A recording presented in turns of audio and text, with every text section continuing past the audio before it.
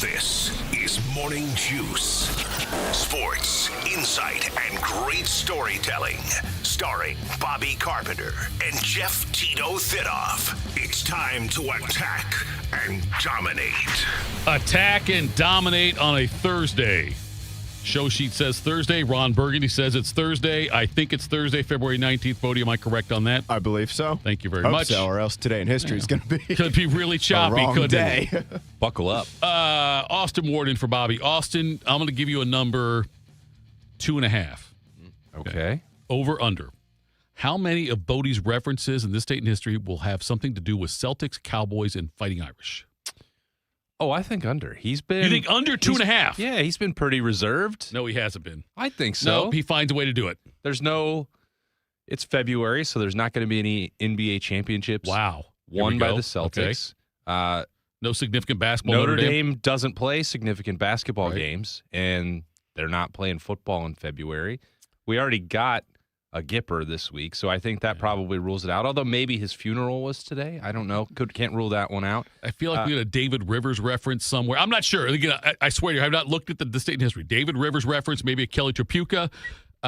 For people who are old like me, that would mean something to you, but no one else. Do you know Kelly Tripucka, Austin? Yeah. Okay, good. You do. I know there's no way Bodie does. Could just absolutely drop some He buckets. He could. And he had a great perm. He did. And the Cowboys haven't won a Super Bowl in his lifetime, and they don't play them this late in the Never February. really come that close either. So I think we're okay. I'm going under. All right. I want people at home to please keep track on the home game there. I know you've got it. We've got the bingo cards out The there. Bodie for things to bingo. say. We've got bingo cards and also Bodie over under 2.5 on Cowboys and Fighting Irish and Celtics references. We will do that. We are 2 full hours here on YouTube, the Fan app, HD3. Download the show. And anytime, catch us from 10 a.m. to noon on 10 TV Plus. Also catch, as we heard the promo coming into the show for some reason, whatever, I don't care. Austin Ward, he and Berm have a podcast that does very, very well, does better.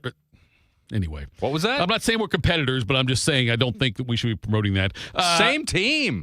Same team, but different positions. Albert You pull Breer. that jersey on, Tito. No, I'm telling you, if he's going to miss a field goal, though, special teams, I'm gonna have a problem with my defense holds things up. Albert Breer joins us today. We think that's a question mark. John Gerber, our golf betting expert, 725. Yeah. Oh, it's a Brody Thursday, Ya Highness. Brody. The Broadster. He got his pick right last night, too, by the way. He took American over Bucknell.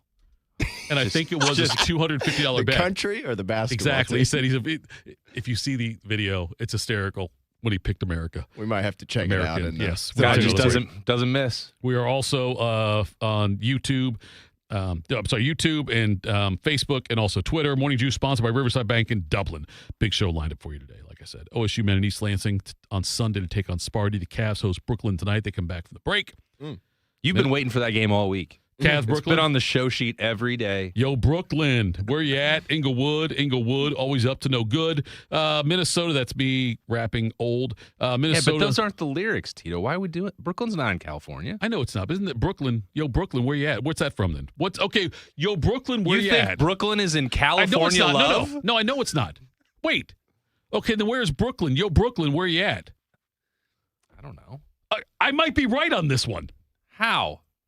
I know it's not in California, love, but am I getting my raps confused? Yes. Inglewood is always up to no good. I know it is. Inglewood's what was the line before Inglewood? I don't know. Okay, you don't know what it was then. I'm just saying that Brooklyn's not in it. I'm trying to find it here. Okay, there's where Brooklyn, where you at? Lyrics. You gotta be It's a careful different with those song. lyrics on the air, Tito. I know I do. Well, we're digital. We could say whatever the F we want.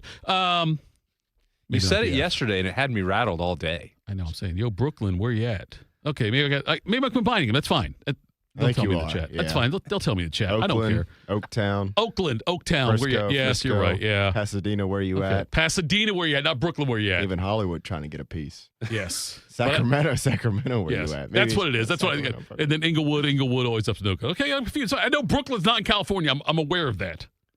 That's good. Where are we at now?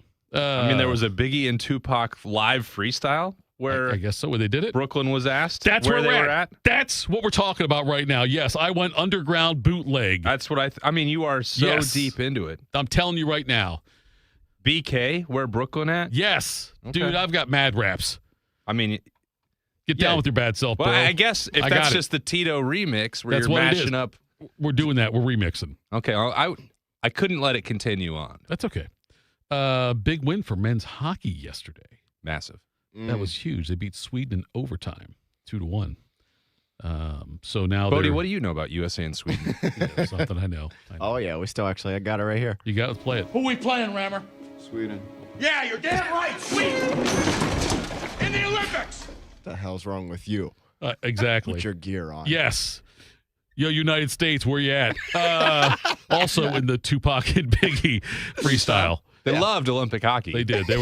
I'm telling you right now, the Olympic hockey references and rap way Actually, underrated. Tupac still does. He does. He's still alive. He's there. You think he's alive? It seems unlikely to me. Okay. How old would he be? Okay. He died at what, 25, 26? 25, I think he died.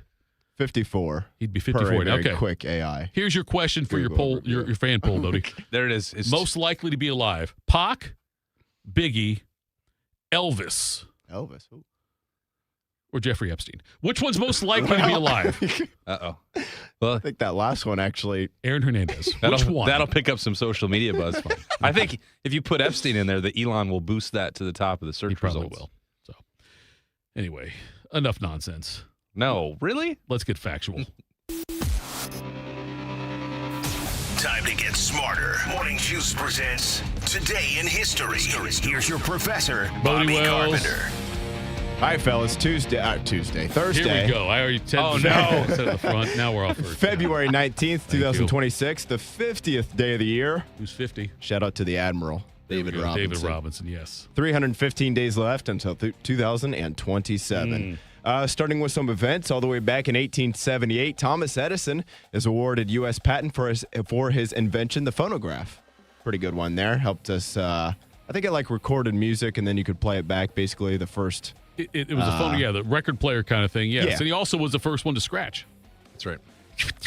He did the remix. He did. There you go. Yo, Edison, where you at? Yo, Alexander Graham Bell, what's up? I think if he was still around to hear California Love, he would have really enjoyed that. Was California a state then? What year was it? 1878. I'm I going to guess it would have been, yes. Because the gold rush of 69 would have been 1869, right? So California had to be a state by then, right? Do you call them the San Francisco 69ers? 49. Sorry, What? I got it wrong. That's, hey, by the way, you talk about Freudian slips. I- That right there is not, that's where you're thinking of saying one thing when you think of a mother. That's a bad I slip. feel like I'm just in here No, chastising you're you to start right. the day. That's fair. That's fair. It's kind That's of what Bobby fair. does a lot. So That's fair. There's a role to fill. September, I don't want that to be my role. No. September 9th, 1850, California becomes a state. So good job, Tito. All Thank over you it. very much. It's 69. Kind of. I was only off by 20 years. Whatever, But whatever. you were still right. That's fine. Honestly, when you first said it, I would have guessed no because it's so far west. I wasn't sure if it Yeah, would have but- been a state by then. But yeah, you were all over it. Even 1881. Sacktown. Trying to get a Sacktown, piece. where you at? 1881, Kansas becomes the first state to prohibit all alcoholic beverages. Boo! Yeah, what are we Yo, doing Sacktown. now? I'm guessing they reversed that. I don't know when, but at some point between then and Manhattan, now. where you at? Yeah, no doubt. 1906, Kellogg's is founded by Will Keith Kellogg and Charles D. Bolin. Unfortunately, Bolin didn't get his Didn't get the name. Yeah. Right? There's no special bees. Nevertheless. 1945, Operation Detachment, the U.S. Marines' invasion of Iwo Jima, is launched. 1965, the NFL adds a sixth official, the line judge. We're now up to 7 today, and we still get instant replays wrong. So, I don't know. Explain that one to me. Doesn't make any sense, nevertheless. A few years later, the TV program Mr. Rogers' Neighborhood debuts on NET. That would later become PBS. It's a beautiful day in this neighborhood, a beautiful day for a neighbor. Would you be mine? Could you be mine? It's a neighborly day in this beauty wood, a neighborly day for beauty. Would you be mine? Could you be mine?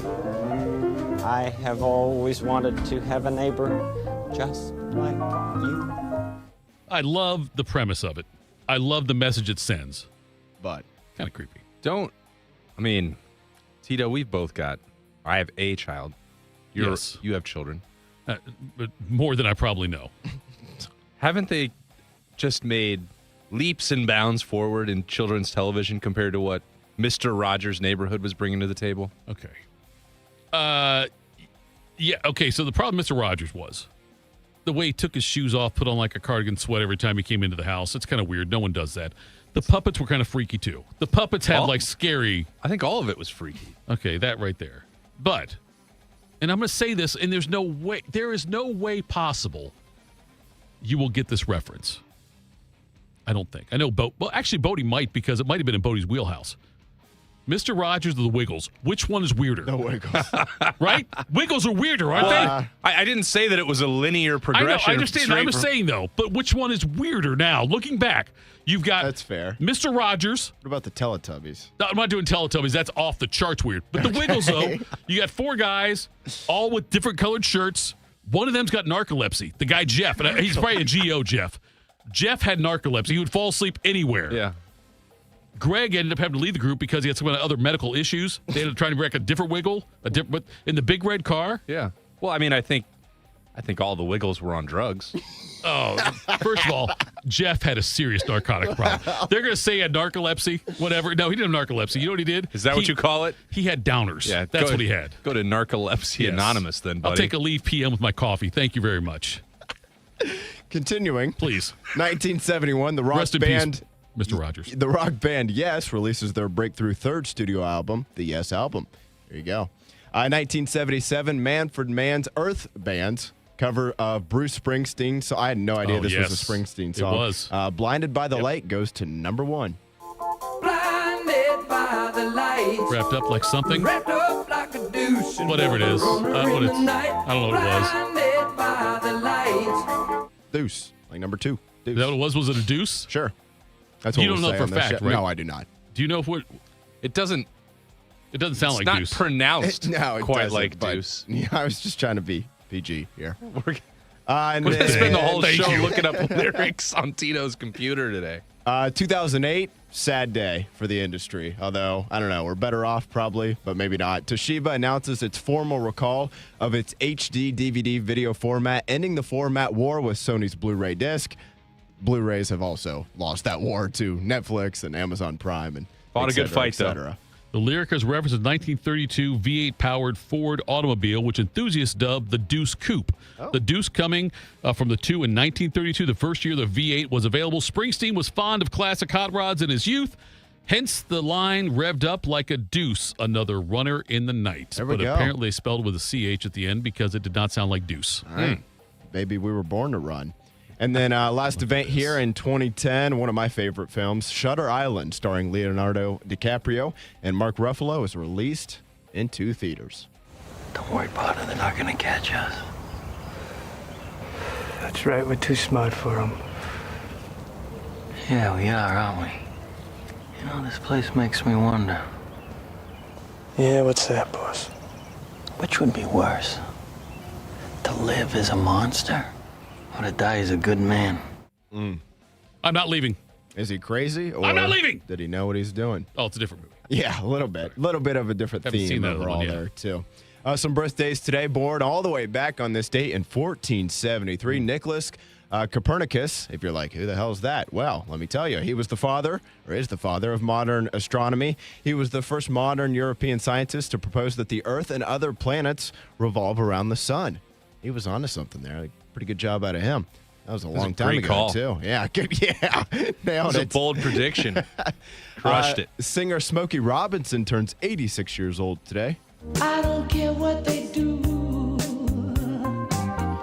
I don't care about anything else but being with you, being with you. Your voice sounds like a mix of Fergie and Jesus, Tito. Thank you. I feel like it does, too. Turning 78 years old today, former guitarist for Black Sabbath, Tommy Iommi. Iommi, one of the two.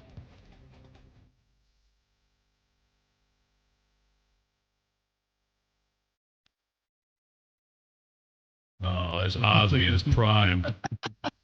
There you That's go. Ozzy, man. That Actor, sounded like a combination of Fergie and Jesus. It did. Yes, it did. maybe a little auto-tune. Actor Jeff Daniels turned 71 years old today, probably best known for his role in Dumb and Dumber. Best known for his role as Stanley from The Office. Oh. Actor Leslie David Baker turning 68 years old today. Diabetes. Attention Scranton Business Park. There will be complimentary pretzels available in the lobby from now until 4 o'clock. As a thank I wake up every morning in a bed that's too small, drive my daughter to a school that's too expensive, and then I go to work to a job for which I get paid too little. But on pretzel day, well, I like pretzel day. Is being Stanley a good thing or bad? Like, okay, I'm sure made a ton of money with syndication and being there and all, but he can never, ever do another role the rest of his life without us looking at him and saying, that's Stanley. Yeah, but what did you ever know him for? Never before before. No, that's what I'm saying. Is it good for him? Like, if you're an actor, though, yeah. it's like that's what you're known for. Well, maybe he doesn't want to work again. That's fair. Because if you have that show and the syndication, which is not quite the same maybe anymore with Netflix or Peacock, I don't know how any of that works. Maybe it used to be more lucrative to be. He gets checks every week. He's still going to get checks. Yes. And then you don't have to work. Although, maybe it's not quite as lucrative as we think because we see all the characters from The Office or the side players now making commercials as characters from The Office. Well, we also have them making appearances here in Columbus, right? Like the Clippers, you had for The Office Night with Kevin was here. Yeah. Right? I would say when you're on that big of a show, right, it's probably worth it. And also still, like, man, when you're on that big of a show, right, you can be on a lot of other things. And it, like, Jennifer Aniston's had a hell of a run. Sure. But most people still see her as Rachel from Friends. Yeah. But, like, even if you've never seen an episode of Friends, right, you know who she is, you know Sure. the show. So I think it's a pretty good. This wasn't some, like, small, like, limited series on Netflix that you're like, maybe you and your buddies know of, but it's pretty funny who we have come through here with the Clippers. Like, you know, we had Kevin come through, Mr. Belding comes through once in a while still from Saved by the Bell. That's pretty good. Legend. Clippers, Yes. Columbus. Yes. When the NBA Ring your bell. expands, bring them to Columbus. Yes. Screw Vegas and Seattle. Actually, you know what? Not screw Seattle. They No, probably screw deserve their Vegas, team yeah. back. Screw But Vegas, screw yeah. Vegas. They don't need another pro sports team. Birthdays here continuing. NFL Commissioner Roger Goodell turned 67. Oh, I'm sorry. Turned 67 years old today. 6'7". 6'7". There you go. There you go. Turning 63 years old today. The singer Seal.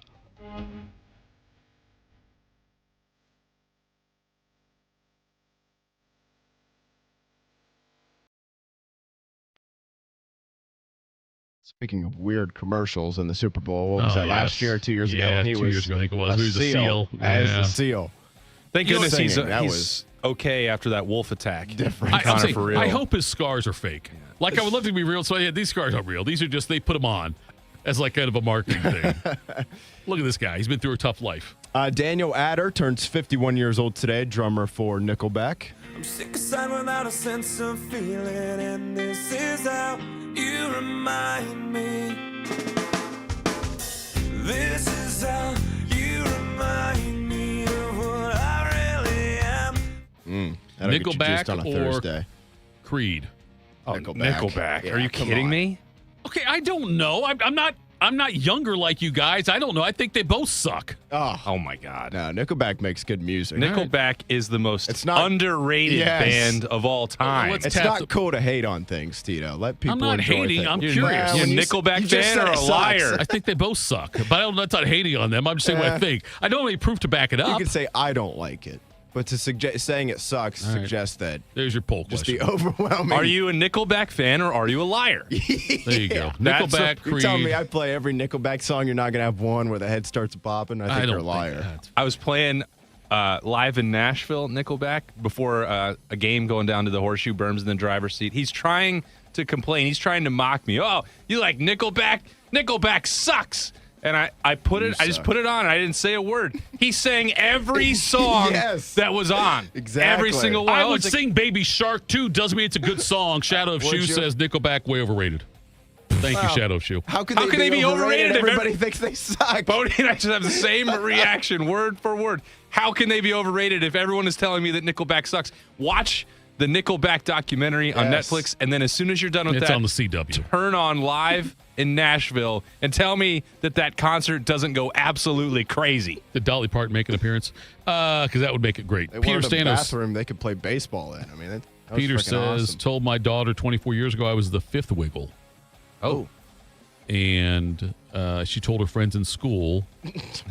So guess who is the purple wiggle? And sold it completely. Yours truly. Wow. That's a pretty good job out of you to be able to sell it, too. Which drug were I you know, doing? Right, exactly, right. You're not going to be the narcoleptic guy. What are you going to be, the heroin guy? I got a few more. Never go Jenny. purple wiggle. No, purple wiggle. Don't. And by the way, folks, don't Urban Dictionary that. Got a few more birthdays where you here. at? Yes. The Hall of Fame edge rusher and Super Bowl champ Dwight Freeney, the man who made the spin famous, or sort of famous, turning 46 years old today. 7-time All-NBA, 3-time MVP, 2023 NBA champ, and one of the best players of this generation, Nikola Jokic, turning 31 years old today. Singer, is it Chappelle or Chapel, Roan? I'm honestly not that's sure. a great call, but I don't know. She sings at the Pink Pony Club, but I don't know who it is. It's one of the two. Let me call my daughter real quick and get her out of bed and ask her. She would know. Yeah, she'd probably know. She would know. Either Chapel or Chappelle. It's Pink Pony Club. That's hers, yes. That's her song, Yeah, You have I've heard definitely that way too many. You probably have, yeah. Yes. Even if you don't want to hear I like it, her you've more heard than it. Nickelback. Oh, come on. I'm just telling you, I like That's her a more than hot Nickelback. take. It's fine. It's like saying you like Joe Bowserman more than Justin Fields or something. No I don't offense, know. Joe Bowserman. Where's With all Justin's due wick at? respect, We're talking this comment. That's fine. And then last one here, actress Millie Bobby Brown, turning 22 years old today, most famous for her role in Stranger Things. Most famous for Bobby Brown. That too, yeah. Some passings on this date, all the way back in 1980, just at the age of 33, former frontman of ACD, Bon Scott, passed away on this date, 1980. Ain't got no gun, ain't got no knife. Don't you start no fight. 'Cause I'm TNT. I'm dynamite. TNT.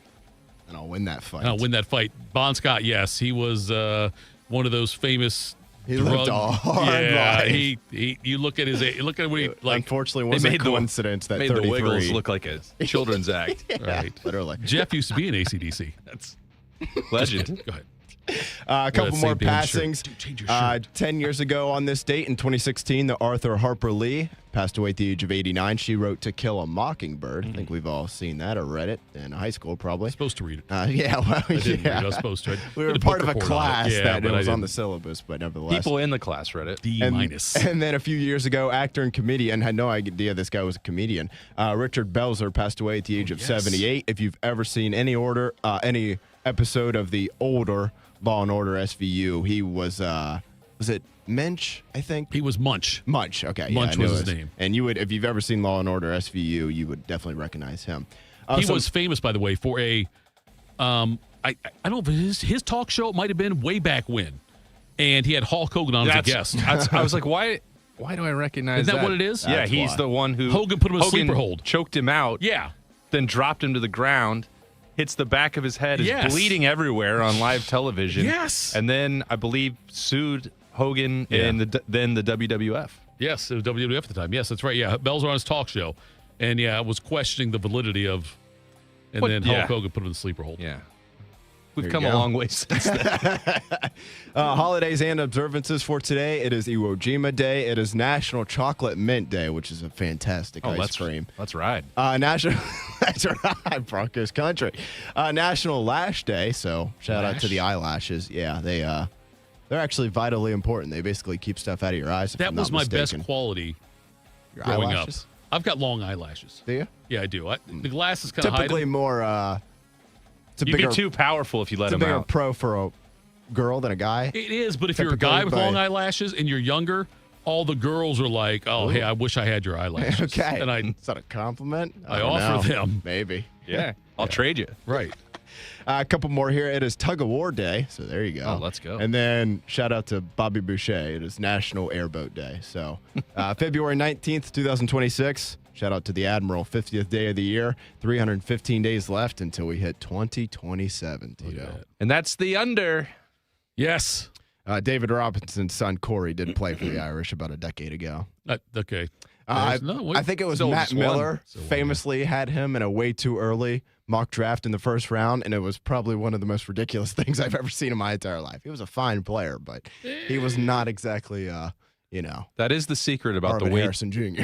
the way too early mock drafts is that you're pretty much just picking recognizable names from big time I know programs. this guy. He Yeah. caught 2 touchdowns against Florida State. No one tracks it. Like, there's don't- never so, hey, you know what? I understand your mock draft. You only got 11 of the 32 players correct. Going back, because there are way too early mock drafts Yes. already for 2027. I know, it's insane. What do you need it for in January, February? Because no one is ever going to go back and look and be like, look what Matt Millen had a year ago. Right. And not only do people not track it, but I know I've heard Todd McShay, if I can say that right, talk about it before too, that he always puts out, or at least he used to with ESPN, puts out a mock draft for the following year on like the Monday after that year's draft. Right. And he said every year it's basically the most like viewed article he puts out. People love it. Like yeah. it's right. like, Oh no, and listen, and I click. I'm gonna click on it too. I look at it too. 2027 mock draft when it drops Monday after this year's draft. It'll be like, yep, Julian Sayans, CJ Carr, Right. Arch Manning. The problem is, I Bodie, want to see where they want to go. I've gotten to know you better since working with you. I would look. I'm like Jeremiah Love. Where's he Oh, going? yeah. And it's like, oh, he's going to the Saints. Chiefs. Cowboys get Sonny Styles though. Like I look at ways that we will have content because we can incorporate Cowboys / mock drafts or are Buckeyes. fun. We can do it. Yes. There's so much hope.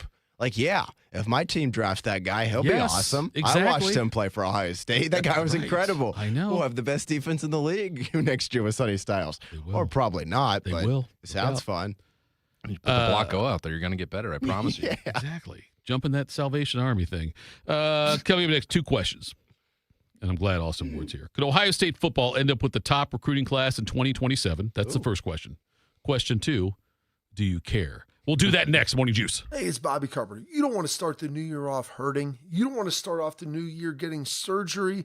You don't want to start off the new year dealing with trying to plan something out into the future. What you want to do is get healthy. So what you want to do is go to my friends over at QC Kinetics. Dr. Tesner and his team, the medical pros at QC Kinetics right here in Columbus, they can deliver regenerative treatments that actually help your body repair the areas that are causing you pain. Those achy knees, hips, back, shoulders, whatever it is, they can help you get ready. So instead of those invasive operations, it's going to sideline you all of the early year.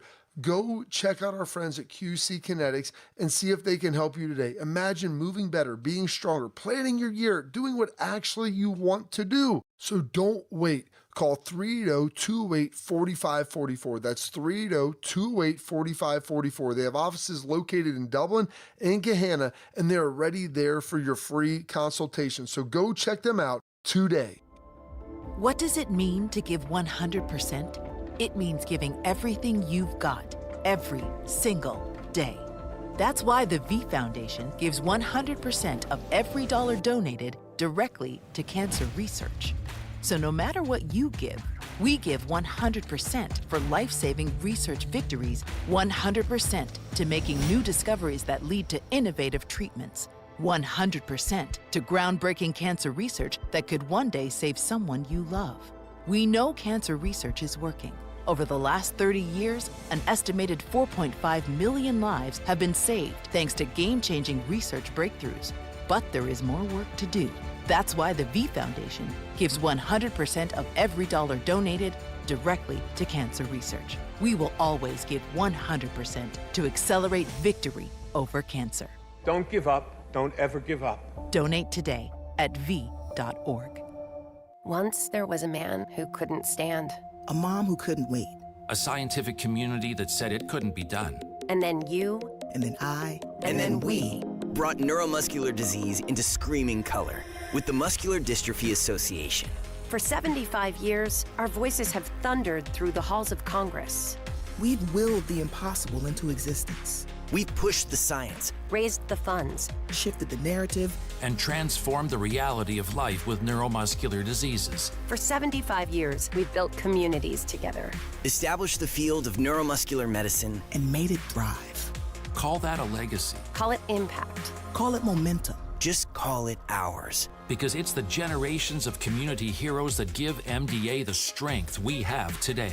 And until neuromuscular disease is a thing of the past, you couldn't stop us if you tried. Join us and celebrate 75 years of breakthroughs at MDA75.org. One man is a national champion, NFL veteran, and local business leader. The other man is Tito. This is Morning Juice. Sponsored by Riverside Bank of Dublin. Here's Bobby and Tito. All right, before we get into the recruiting class stuff, Austin, let's do it. We talked about it off the air just now. Mylan Graham. Mm-hmm. He had a Steve Kerr-esque comment. Cogley sent me a private message about it too, by the way. Him saying the big difference was at Notre Dame, you've got to go to class. Am I paraphrasing that correctly? You have in person attendance. Okay. He's not saying, well, you don't have to go to school at Ohio State. the way that they operate their classes, I would say, Bodie, Notre Dame's pretty antiquated. You have technology now. We're a digital show. Yeah, what are you guys doing? Oh. You riding dog sleds to classes in the winter?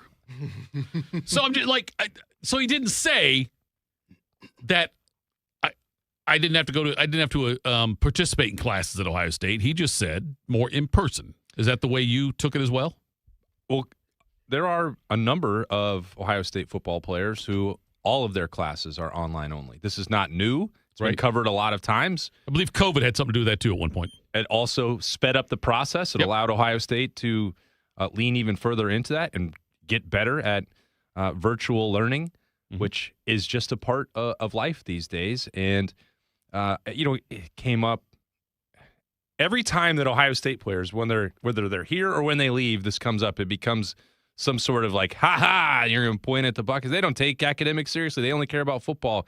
Michigan said that when it was up to Justin Fields, and then they had some of their players like, well, we actually have some online learning too. Let's cool it with the don't go to class stuff.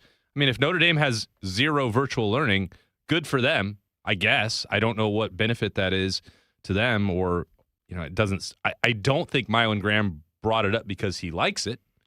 Right. If that's the first thing that he's pointing to, and that's the only difference. Right. Maybe that's not the best selling point for the Irish compared to the other powerhouse programs that are making it easier to be a student athlete. But maybe there's no right or wrong here. It's a very silly thing to get worked up about, because it doesn't mean that Ohio State's degree is any less valuable. In fact, it's quite more appealing and lucrative and valuable than it's ever been based on admission standards. So I don't think they're doing anything wrong on that regard. And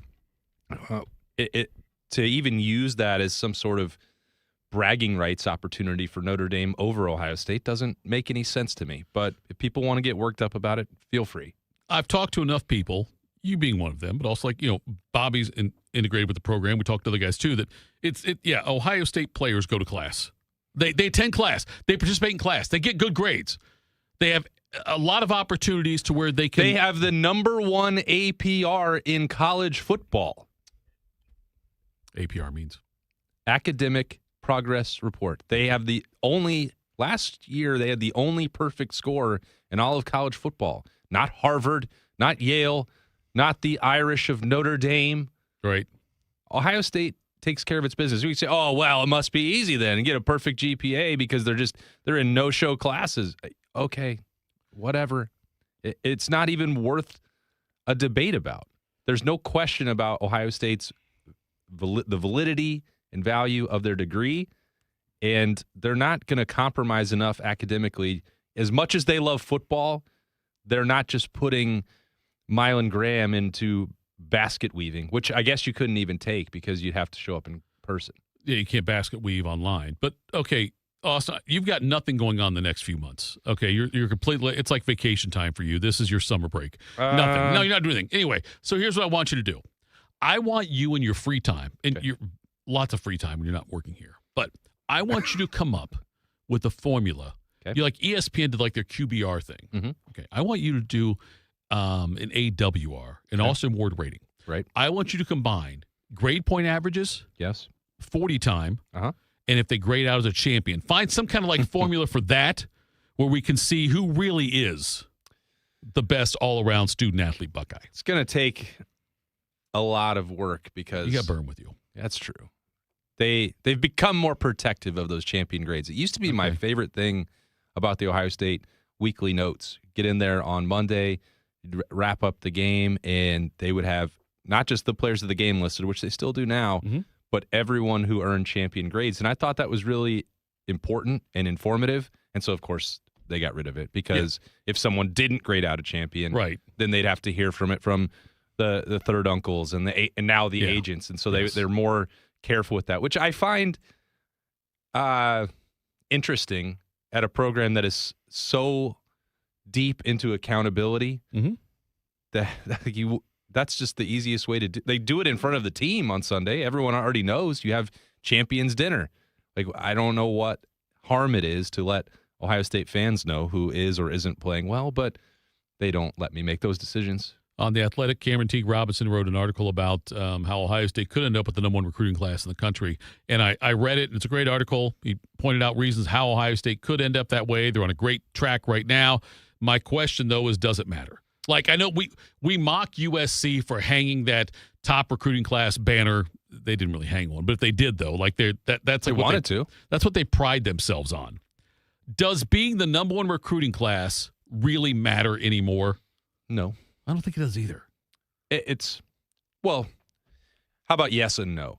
There is a way that there is value, Tito, but it is not the way that you've always been able to sort of game the system in the rankings is in the way that USC did recently is to sign 20, past the limit, 30, right. 35, 40 players, and then boost your overall score. It requires a different adjustment. The way that Ohio State has always separated itself has not been by over-signing or padding out the numbers and then an inflated sense of how good the class is. It's been about the per-player average. Even years when it would drop down to 5 or 8, I'm going to skip those numbers in between because we've already had a reference on the show. It would 6, 7. The average star ranking would still be number 1 or number 2, or right there with Alabama, or right there with Georgia. And I think if you adjust it accordingly, that's where Ohio State is going to remain in the top 3 moving forward. But I think the challenge of being number 1 overall in terms of the traditional recruiting rankings is probably not all that likely, because I don't think they'll sign 28 players the way they did in December in this particular class. Because what you're trying to do now is you're targeting the absolute very best of the best, and almost that alone, and then everyone else becomes undrafted free agent type players, development pieces, scout team players. How many of those can you sign? Financially, you have to be able to go earn it right away on the field. And I know that what Ohio State's trying to do to thread a needle that very few other programs are doing is remaining a development first program that goes through recruiting, sees them through the process, and then supplementing through the transfer portal. I don't believe that when there's been all this conversation about the Indiana model or the Miami way or how they got to the national championship, Ohio State is sort of a hybrid of all of those things. They're not going to try and get old primarily through the transfer portal. Ryan Day and Mark Pantoni and Mickey Marotti and everybody else, they still it is still too important for them to maintain that culture, to have the brotherhood. And people can scoff at that if they want to. It's critical. I think that will be the next challenge for Indiana. We don't have to get off on that tangent right now, but the numbers, I think, are still always going to lean more heavily towards the recruiting class still than the transfer portal. But those players in the recruiting class, if you're being paid the amount that's required for a high 4-star or a 5-star player, it's a finite amount of resources. So you have to be able to play as a freshman and earn some of that money. So it's complicated. I don't actually think they'll finish number 1. I just think that their per player rankings is probably going to be number 1. I want to know, and now I think I've got the I think I could talk to somebody and find out if this happened for real or not. But you mentioned the best. And I had heard a story that Chris Quinn, Notre Dame point guard, there you go, buddy, there's another one. Legend. Yes. While you yawn. That was a brutal yawn, too, because Listen, my dad is sitting across from me. It's Thursday. I understand. It's a perfect Thursday. I wasn't ready to talk. It's okay. But then I had to because you got a mic in front of you. You're always ready to talk. Anyway, put your gear on. The Chris Quinn reportedly, somebody told me this. I should say reported because I don't report it, but told me this. It's probably true. Okay. Chris Quinn went to Duke to visit with Coach K. And Coach K said to him, allegedly, we at Duke only recruit the top player at each position. We think you're the second best point guard in the country, and so we're not going to offer you. And I wonder if that actually happened. Like if that's really the way Duke operated, and if Coach K had the stones to say that to Chris Quinn. Now Chris wanted to have a great career at Notre Dame. An NBA career, won a ring, I believe, with the Heat. Maybe as a coach, but he's been a coach there forever. Yeah, he's been like a head coach candidate in a lot of different ways, like a lot of situations. But I wonder if that's the case, if that's the way Coach K operated back then. It seems difficult to believe that Duke, every single year of Coach K's tenure, got their top player at the position over and over. I mean, I can understand then, yes, they say no, then you move on to number 2. Right. But that seems like a very strange way to approach relationship building with players. And maybe Coach K would say, well, I'm giving them the truth. And if they still want to be at Duke and the opportunity presents itself, they'll know that's the pecking order. Everyone else is going to tell them they're number one on the board. Yeah. Chris Quinn, we got to have you. It would make me hate Duke. But I'm also not an elite point guard, so that probably won't ever affect. You were number 2. I am definitely number 2. I definitely don't think you can do it anymore. No, probably not. Not in today's era. Not today's One, era. because the way you just kind of have to kiss the ass of high school recruits. And then 2, and I know Duke doesn't really have to probably go to the portal a ton, but the last thing you'd want to do is be like, yeah, you were our 3rd or 4th best guy at that position. Yeah. And then 2 years from now, it's like, oh, I'm going to enter the portal. And it's like, want to come to Durham? No, thanks. No, thanks. I'm good. Yeah. Right. Didn't believe you the first time. And look what I did. Yeah. Now you want me? All right. Coming up next, Quick Hitters, Morning Juice. I always tell people I was the luckiest guy in the world. I wanted to be an Army man or a fireman, and I got to do both. As a firefighter, my job was about saving lives. I never thought one day I would be fighting for mine. After spending his career answering the call to save others, Ken was diagnosed with ALS. Now he's facing his biggest battle, for more time. For 70 years, Muscular Dystrophy Association has been answering the call to help people live longer and more independent lives. MDA means to me hope.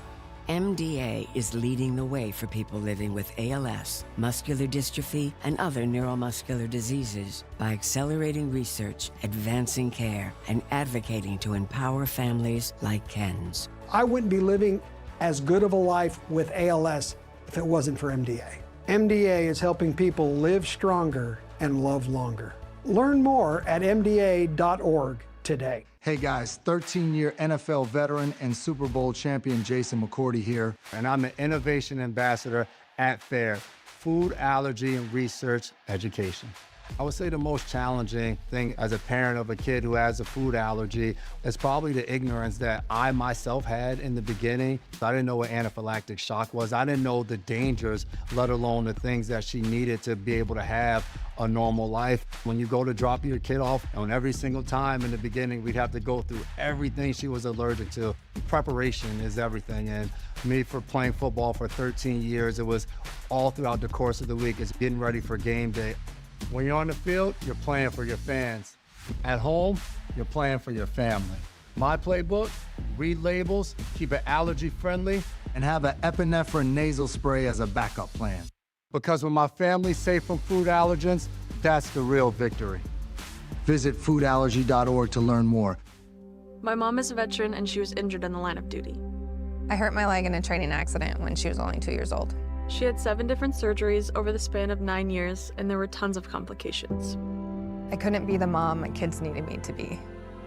She missed so much. After my last surgery, I got an infection so bad I thought it was going to kill me. I told her she couldn't leave me yet. There was still so much she had to see. I hadn't even graduated. I'm doing much better now. I may have lost my leg, but I've gained so much. I'm an active part of my kids' lives. She can kick a mean soccer ball. DAV's been there for me and my family. Through thick and thin, they've had our back. Every year, DAV helps more than 1 million veterans like Sandy get the health and disability benefits they've earned, so they can achieve victories great and small. My victory is getting my life back. I got my joy back. We got our mom back, thanks to DAV. Support more victories for veterans. Go to DAV.org. Tito has had 2 wives. They've both been named Heather. If you know someone named Heather, please warn her. This is Morning Juice. For those of you looking on YouTube, the tower cam, I climbed up, got halfway there before the break was about to come back on, so I had to come back down. I could not get up there to take off the lens cap. I don't know how it got up there, but... It's just really foggy out there today. Is that what it is? Yeah. It looks pitch black. Huh. But you have to really squint to see through the fog. You do. You do. It's like a magic eye poster. Let's do the quick hitters.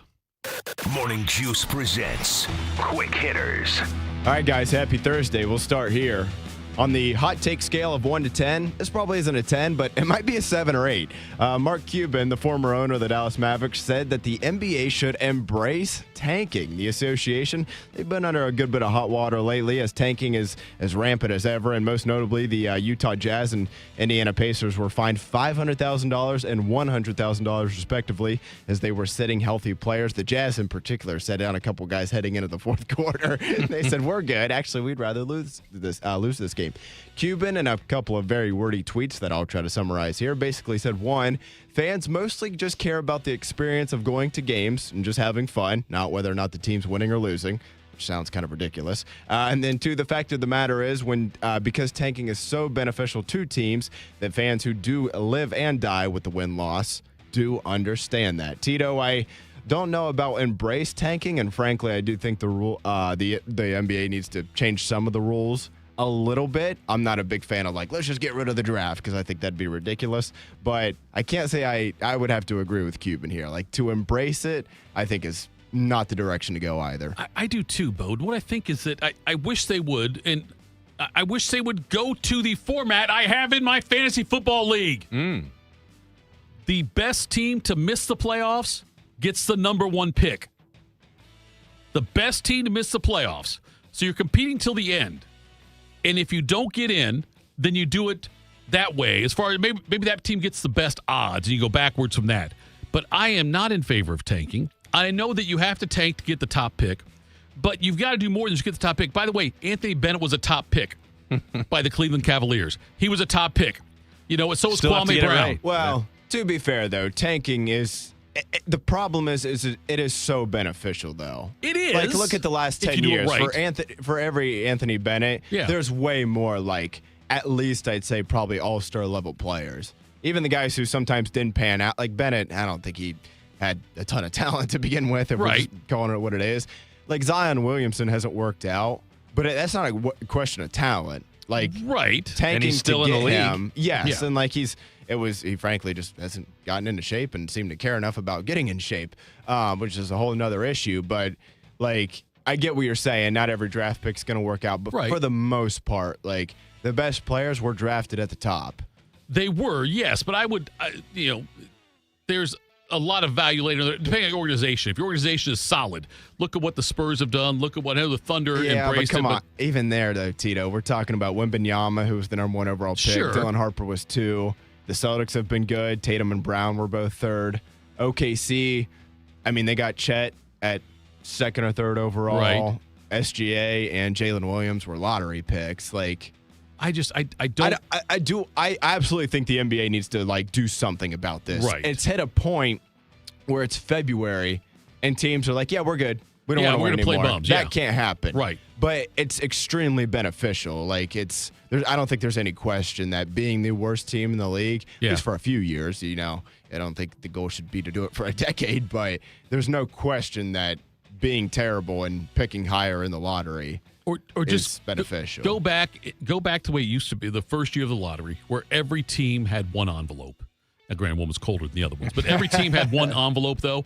And then that way, at least maybe you're playing to compete to win more with younger players, trying to get better that way versus trying to lose. Because, look, there's no way, no matter what happens the rest of the season, the Jazz are in the lottery. The Wizards are in the lottery. Win or lose, they're in the lottery. So maybe it benefits them to try to win with younger players and try to have that, motivation too, because it won't affect their lottery status at this point. Just every team gets an envelope that miss the playoffs. There's also the component, if we want to play this out and be devil's advocate alongside Cuban, and you want to embrace tanking in the NBA because it's just a part of the system, he's talking about fans wanting to go have a great experience in the arena, and I think that's true. There's probably way more casual fans who are not living and dying with the standings, but if you're leaning into losing, well, you're a former owner, Mark Cuban. If you're tanking, were the 76ers drawing like crazy during the process? No. And that's because you're still charging full price as if this is the same experience that everyone else in the NBA is getting.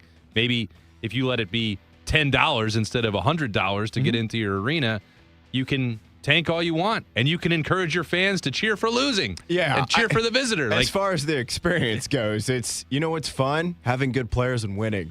Winning is fun. Oklahoma City was really well. They were bad when they were the Sonics, technically, but they were bad. Yeah. They built up through the draft with KD, Russ, Harden for a minute, etc. All those guys kind of left or got traded. They got really bad again, and now they've built it back up. Like, it's kind of just the natural. It's the circle of life, so to speak, with all professional sports teams. Frankly, you get good, your players get old, or you can maybe the NFL, maybe not so much old, but you just have to salary cap wise, exactly, and you kind of end up resetting. That's just how it goes. And so, but at the end of the day, like when you have Cooper Flagg in the draft, everybody like wants to lose to try to get that guy. And when you have, this year's another supposed to be. We'll see how it pans out, but supposed to be another loaded class at the top. I think the two solutions that I've heard that I kind of can get on board with the most is that I think the NBA would actually do. There's some that are like kind of wild, and there's almost like relegation where it's like if you after you play 60 games, if you're below a threshold, then the last 22 games you get knocked down a level. And I don't know that the NBA would go that far, but two that I've heard recently that I think could make a lot of sense. Either one, you have to pick a certain number of spots lower the following year than you picked the previous year. So, for example, the Dallas Mavericks had the number one pick this past year. They got Flagg. The highest they could pick in this year's draft would be, let's say, 5th. Okay. Like, you can never pick higher than, like, 4 spots lower than your previous year. Or 2, and I actually like this one quite a bit. Maybe you can integrate both to a certain degree. You have to win a certain number of games, and every game you're below that threshold, you lose a lottery ball or combination. Sure. Yeah. There is no reason that every team in the league couldn't win 25 games. Right. Still a bad year. 25 and 57 isn't good. Right. But like if you get to 25 wins, you're at least just like at a normal level of being bad, and we won't have teams just blatantly being like, okay, we got 17 wins and there's a month left or 2 months left, or at this point 3 months left, and or I guess 2 months left. And you have teams that are just like, yeah, we're good. We would prefer, like Utah would rather not win a game the rest of the year. Sure. And I don't know how many wins they're sitting at right now.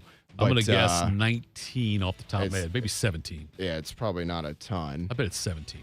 That's my guess. It is Utah 18. 18. But and right there. Like Sacramento right now. Where you at? 12 Sacramento, where you at? Yes. Yeah, right. Inglewood's always They're 12 and 44. Yeah. They'd rather not win a game all year. The rest of the year, which Right. is like ridiculous. Like you should. So I kind of like the idea of, and I don't know what the number would be, somewhere probably in the low to mid 20s, to where it's like, okay, so at least you need to try down the stretch run there and at least put in some sort of effort to win. I mean, you have Washington, who just acquired Anthony Davis and Trae Young, and they're basically sitting them the rest of the year. And it makes total sense. Sure it does. Because it's like they're both a little banged up. Right. Davis is always banged up, but He it's is, like yes. He's if you pulling come into back it. next year with those two guys healthy and AJ Debanza, like that might be a team all of a sudden right there. I'd like to check Anthony Davis's attendance records at elementary school. See how many games he missed for load management there. But Bill Simmons had the one idea years back about like a wheel kind of where like everybody would get the number one pick overall within a certain amount of time. That feels like one. I don't think the NBA would do it because I think it's just bad for business. Right. You're either a good team with good players or you're a bad team and you're selling hope. And every sports league does that in professional ranks. Like you go ask Raiders fans right now, like, hey, what are you excited about? Drafting Mendoza and hopefully he's a franchise quarterback. I just don't know if we could live in a world where it's like, yep, Oklahoma City just won 68 games, won the title, and guess what? You get the number one They pick. get It's Cooper their Flagg. year. Yeah, like it would eliminate tanking. Don't get me wrong, but I've also heard people say take away cap space if you don't win certain number of games or whatever. Like I think there's a pretty reasonable like line to be drawn there where it's like, let's not blow up the league because how is Milwaukee ever going to be good if they can't draft high, so to speak, without not going too far, but also making it, they're like having a punishment to saying like, yeah, we're just going to suck and we're totally good with that. I don't love what I'm about to say. Oh, okay. But when Cuban was talking about, come out to the game, fan experience and whatnot and all of that, and tanking, embrace and all that kind of stuff, what I thought of was, and I hate saying this out loud. Oh, boy. The Jackets. Because the Jackets, because win or last year lose, they were still setting attendance records. But I'm saying the Jackets, win or lose, it's really a good fan experience. It's an awesome fan experience. Right? Like, I go to Jackets games. Yes, I want them to win. I do. But I've walked out of that arena times after a loss and still had a great time. Right? And that's what it feels like Cuban wants. Yeah. Like, I think that's probably don't fair. care if we win or lose. It's an NBA experience. kind of thing. And that's kind of what I feel like. Yes, do it for the kids. Exactly. Scott's dots. I just like that. That's what when I read his statement, that's what I thought of, was because I know win or lose, Jackets fans, at least to this point, still come out and support the team and have a great time. Last year is the prime example of that, as they plummeted out of contention, and it was still quite difficult to get tickets during the stretch run for that team, because they've done a really good job embracing the community and making it a fun in-stadium experience, in-arena experience. I don't know that that's true for every team in the NBA. Might not be, probably not. And that's, I think, part of the issue. Is that what the Mavericks were known for under Mark Cuban? I brought up the Sixers. It was pretty clear that the process was not a huge hit with the fan base that still just wanted to go out and watch them in person. Like that's not the same scenario. So if you're going to do that and lean all the way in, you better lean all the way in and hand out pom-poms for whoever's visiting your team. Yeah. Hey, you want to lose? Watch this. I'm doing it for the good of the Mavericks. I would lower the ticket prices. Go Clippers! Even though the secondary market's got all the tickets anyway. But like if there was a situation where it was like a team is out of contention or a team is tanking, come out and just say, you know what, fans, we know we suck this year. For the last 20 games, last 10 home games, whatever, you know what we're doing? Yeah. Go ahead. You mentioned dollar beer, like $10 tickets. You know what I mean? $10 tickets, and it's general admission for all these seats in the upper bowl, whatever. And we're going to have food specials and all of that. Parking is cut in half. All these things to try to do it to bring people in. And you know what would help? Not only that issue, but a lot of issues with the NBA. Yeah. Shorten the season. Yeah, I know. And it doesn't need to be 50 games. Like, that'd be ridiculous. But 82 down to 70, 72. Right. You chunk off. I think it'd be good for the players to help them stay healthy. Stretch out the more off days to where you not so much load management. I think, and it would help tanking because you would at least eliminate a month's worth of games. Yeah. And now, teams are always going to tank. Even if they start to punish teams, it's still going to be beneficial to have. I mean, I saw there was somebody on ESPN, I can't remember who, but he basically said like somebody that he used to work with in a front office, and they said they'd pay whatever, they would send a blank check to the league. Yeah. For tanking, because it's still worth it to try to have a high draft pick. But if the season was at least shorter and the Jazz were mailing it in right now, at least it's a month left of games and not 2 months worth left. But I don't think they're going to do that because then they're leaving way too much money on the table. So up next, top of the hour, Albert Breer joins us. We will do that. Morning Juice. While serving in Vietnam, a grenade took my ability to see. Today, I'm a sculptor. Now, my fingers are my eyes. I'm Michael Naranjo. As a veteran, I know the challenges of life can be great. In my art, turning a lump of clay into something beautiful, that is worth doing. Life is like that. We each must use what we can to make things better. DAV helps veterans like Michael get the benefits they've earned. They help more than 1 million veterans every year in life-changing ways. Now, I show others how they can create something with their own hands. I know it can do a lot of good. With support from DAV, more veterans can shape their lives into a thing of beauty. My victory is bringing beauty into the world. Michael Naranjo, may your victories inspire many more. Support more victories for veterans. Go to DAV.org. Miss Fernandez, what are those tiny things? Those are what we call amoebas. You can only see them through a microscope. Wow. Today's students are tomorrow's great thinkers and innovators. But right now, there's a funding crisis in public schools. Millions of kids go to schools that don't have funding for books, computers, and so much more just because of where they live. You can help change that. Donors Choose is a nonprofit that lets you support students and teachers in your community and beyond. You choose which supplies to support. You could provide first graders with pencils and paper, or other students with their first chapter books, help a music class get a guitar. You could even supply a classroom like mine with a science project. But what you're really giving is the moment that sparks a brighter tomorrow. To learn more, please visit DonorsChoose.org. That's DonorsChoose.org. Choose students. Shape the future.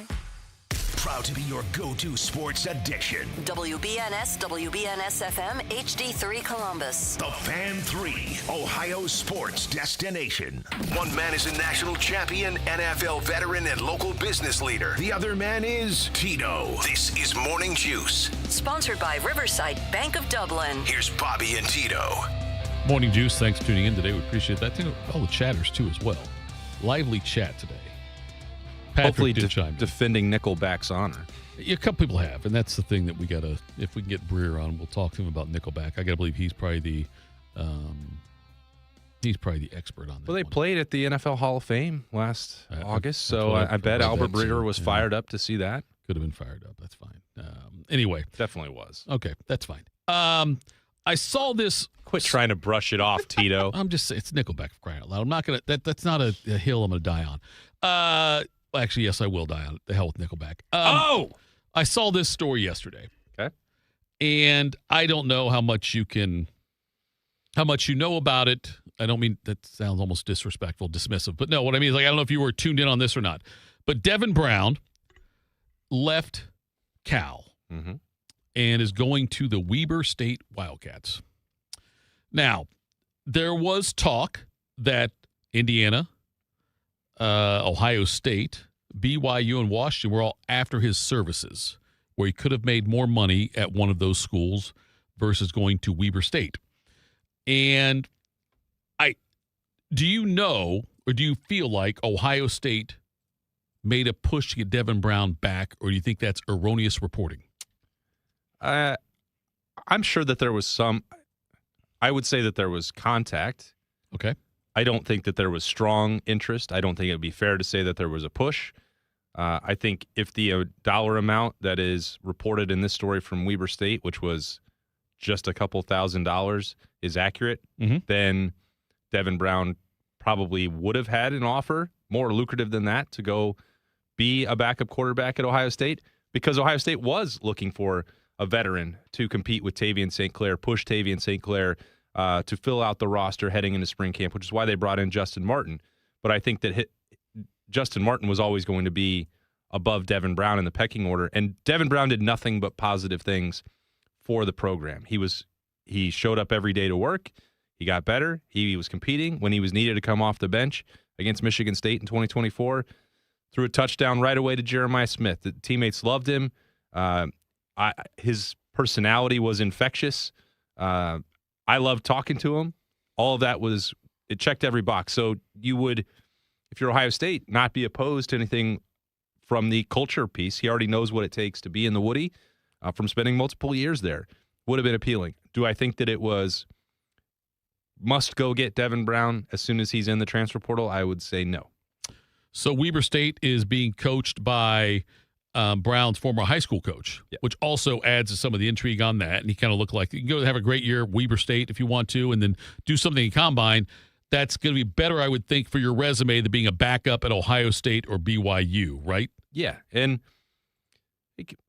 Devin Brown, I think, understands that. He needs to play now. That was part of the appeal to go to Cal in the first place. Right. Didn't work out for him, got beat out by a freshman. He because of the competitive side of him and the fact that the clock is ticking, and we can argue about whether eligibility is a real thing in the NCAA world now or not, but if he still has aspirations of being an NFL quarterback, competing with Tavian St. Clair, not competing with Julian Sand, is probably not a path to earning a combine invitation or catching the eye of scouts or general managers. He needs to play football. And there are, FCS passers that we've seen have prolific seasons and then get that opportunity and then make the most of it once they move on. Sometimes they even win Super Bowls if they're surrounded by the right supporting cast. But I don't think that the fact that Indiana is mentioned in here as well is, I think, a little bit of a misdirect. I read this story the same way that you did, Tito. It's like these programs were obviously not pursuing Devin Brown to come in and provide competition for the starter. Indiana had already made their move. Ohio State has a Heisman Trophy finalist coming back and a 5-star in the pipeline who Devin Brown would know very well what Tavian St. Clair is capable of as well, and whether he would have a chance to to see the field or win that competition. I know that he's confident in his abilities, but he's played very little football, and he needs to be in pads and have a starting job essentially guaranteed to him. I think that's the trade. You're dropping down a level competitively, and you're not taking as much guaranteed money. But if Devin Brown is continuing to push his chips in the middle and go all in, as he's always said, he's loved those poker references since he was in high school, well, that bet has to be on the future and not the guaranteed money up front. I find it fascinating, Austin. All these players, and I specifically am going to talk about quarterbacks because those are more singular as far as position goes. You've got multiple wide receivers, multiple running backs, whatever, multiple OLs, DLs, all those things. But quarterback, singular position. How many of these guys come through that we hear about for a couple of years that are so damn good, 4- and 5-star guys, that end up either decommitting, Dylan Raiola, or getting here and not panning out and then going off, and I'm not saying that Devin Brown's in this way, but go off to anonymity almost. Like, I look at Aaron Noland. I look at what Tate Martell went through. Guys like that are like, these guys Ohio State loves. And then all of a sudden, you're playing at Weber State or you're wide receiver for Miami or UNLV or whatever. And those things, is there a common, as you've talked to these kids over the years, is there something either like the way they're wired, or is there something specific that you can say, this is what happened with all these guys? This is the common thread. I don't know that there's one thing that applies across the board. If you think about Torrance Gibson, to go back to one of the first ones, his situation appeared to be largely about the mental side of the game and then the academics, which, it became a chore for Notre Dame. It's easier there. You show up in class and then they just give you an A. I think that's what I heard about Notre Dame. That's why they do it. It's attendance based. That's what it is. Remember when he was transferring to Cincinnati, it became a huge chore for Luke Fickell to get him eligible and to get him into the door. And then he went to a junior college to try and streamline that process, wound up in the CFL. I think Tate Martell, that was more about the actual physical skills. He was wildly productive in high school, Gatorade National Player of the Year, all these awards, huge social media profile. And I think that wound up putting unfair expectations on him that he was not going to be able to handle because he was 5'10" and struggled to throw the football down the field. It is such a challenge. It'll sound like hyperbole. It takes something special to not just play and thrive at Ohio State at any position, but that Ohio State quarterback is the most scrutinized, most pressurized position, I think, in all of college sports. And arguably, it's one of the top 10 in sports anywhere in the world because of the passion of the fan base, the expectations, and that the attention that also comes nationally with being the face of a program that is a college football playoff national championship contender year in and year out. And you see sometimes these guys, like Torrance Gibson or JT Barrett, if you line them up in front of you, had just a combine, running around in shorts, throwing routes on air, I don't know that there's anyone in the world that would take JT over Torrance Gibson. But it is the intangible piece that you can't know until somebody actually gets into the Woody. It doesn't mean that Ohio State didn't appreciate or like or scout the physical tools for Torrance Gibson poorly, or Tate Martell, or Danny Clark. Like, we can continue to go through the list of some Danny Clark. like It's another Aaron good one. Nolan. You're right. Yeah, but like it then at some point it doesn't become just about the physical tools, and even not about the coaching. It's about if the player can handle the all-encompassing pressure that comes with playing that position. And I think that's one reason why I'm really interested to see how year 2 goes for Julian Sand now that he has a year of understanding what that's like. It's not just that he, against Indiana and Miami was under pressure on the field, but the first time that I remember in August, Julian Sand sat down for the quarterback availability day, and at that time, it was like, why are there 50 people here trying to talk to me and listening to everything I say and parsing every word that I bring up? Like he looked overwhelmed. By October, post-game press conference or a Wednesday evening, I got this. Like, life is about reps, and he's got a full year of that, but it isn't for everyone. Will Howard thrived on it. Yeah. Why he won a national championship. And sometimes you have a better feel of who's going to be able to do that when you come in from outside the program or you've proven yourself as a contender. As a 5-star freshman, I don't want to generalize this part either, Tito. Like, that success was easy and natural for Tate Martell. And Torrance Gibson was always a better athlete than everyone else he was on the field with. It was, quote unquote, easy for them. They hadn't faced that adversity. And then once you're faced with it, how are you going to respond? It can only go two ways. It's either a thumbs up or a thumbs down. And that's what ultimately separated a J.T. Barrett, Dwayne Haskins, Justin Fields, Will Howard winning a national championship. I think we can look back. Did Kyle McCord handle that perfectly? Was he going to be the alpha leader for Ohio State? I don't think that was the right fit for him. And he went and set great records at Syracuse. He was also in that same boat as someone that Ohio State evaluated, had great recruiting rankings across the board, Tito, and it just didn't quite connect. Now, he still won a lot of games. They were 11-1 in that regular season. But the one that they needed, it got away, and we all know what some of the conversation on the field was beforehand. And yes, so is there a common thread? No, I just think that you do have to have a different mental wiring to play quarterback at Ohio State, and I don't mean that as a slight to the others. It's the 1% of 1% that can actually do it. And that's the thing too, is like, so with the certain wiring, yes, and that's right. Like, they have to get punched in the mouth before you know if they've got that wiring. You can say they all do, but you mentioned the thing about the talent they go against in high school.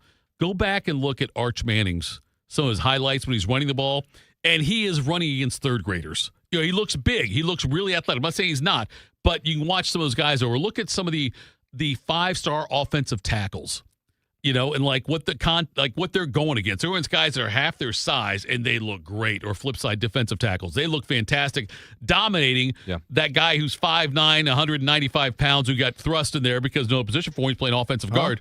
Oh, sorry. And you would get that. No offense, buddy. I remember this. I think this is a great example for what you're talking about, Tito, because the level of competition that C.J. Stroud played at Rancho Cucamonga was not going to set him up to go thrive. The reason that Ohio State wound up getting back into his recruitment, he had a great performance at the Elite 11. Mm-hmm. He was blooming, relatively late for a high school passer physically, and it was those performances that really got the attention of Ryan Day and Brian Hartline and others involved at that time. Berman and I went out to meet C.J. Stroud. Okay. We flew out to L.A. We went out to his high school. We talked to him before a practice. He had a playoff game the next day.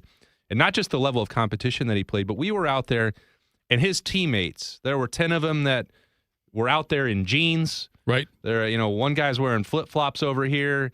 It's like, how would you know if C.J. Stroud can thrive? He is a different level of athlete than everyone on his own team and the team that he's playing. He was doing a lot of the things that you're talking about in that playoff game the next night. Like Arch Manning, he's running against like JV kids, and he looked like he's the ultimate dual threat quarterback. But that first year that C.J. Stroud was the starting quarterback, you think about the first month, and he had the shoulder injury. You lose to Oregon. He's on the sideline against Akron, and Ryan Day said something in that first month. It's like, CJ has to decide how bad he wants this.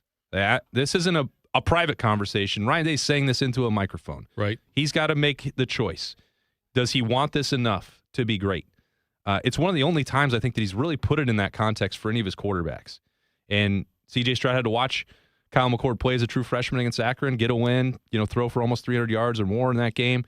And CJ came back, and it's like, all right, well, I have to work 10 times harder than I did before. I have to work on my leadership skills. It's not just about that I can throw every football, because he had thrown for 404 billion yards in the loss against Oregon. It wasn't enough for them to win. So that's the thing. CJ Stroud reached a crossroads, and all these other quarterbacks did. Sometimes it's in spring camp. Sometimes it's in training camp. Sometimes it's in a winter workout. For CJ, it was, we know how good, Ohio State knows how good he can be. His adversity came, in actual game weeks. and dealing with an injury and the physical setbacks that's required. So it's not just one thing, but all of them reach a point where it's like, can I do this? Do I want to do this? What's it going to take to do this?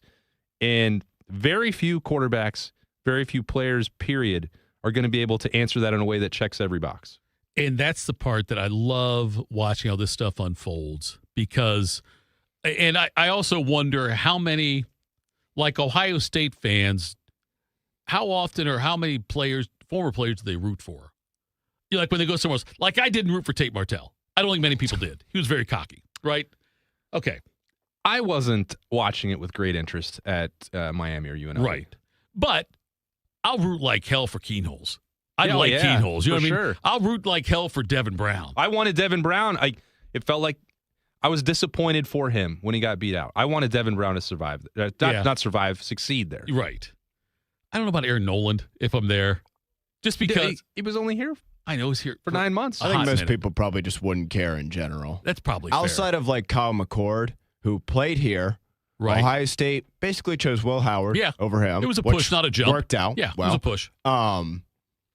And it kind of worked out for all parties, to be honest with you. Like he did really well at Syracuse and got drafted and whatnot. But I would guess like 9 times out of 10 when a guy transfers out of here, and this goes for all schools and all fan bases. Like unless he played at the school and also like maybe had some sort of level of success, the way McCord did, the way like J-Mo did before he went to Bama, I would guess more often than not, guy puts out the tweet, here's where I'm going. It's like, hey, good luck. And then you never think about him again. And it's not like in a bad way, but it's just like California's so off the radar that like unless they went 11-1, right, they're never going to impact Ohio State's season. And so it's just like, yeah, who cares? It also ties into something that I know Bobby made this point with you guys, and I think I did on some of those Wednesdays when there was panic and concern about the number of players going into the transfer portal.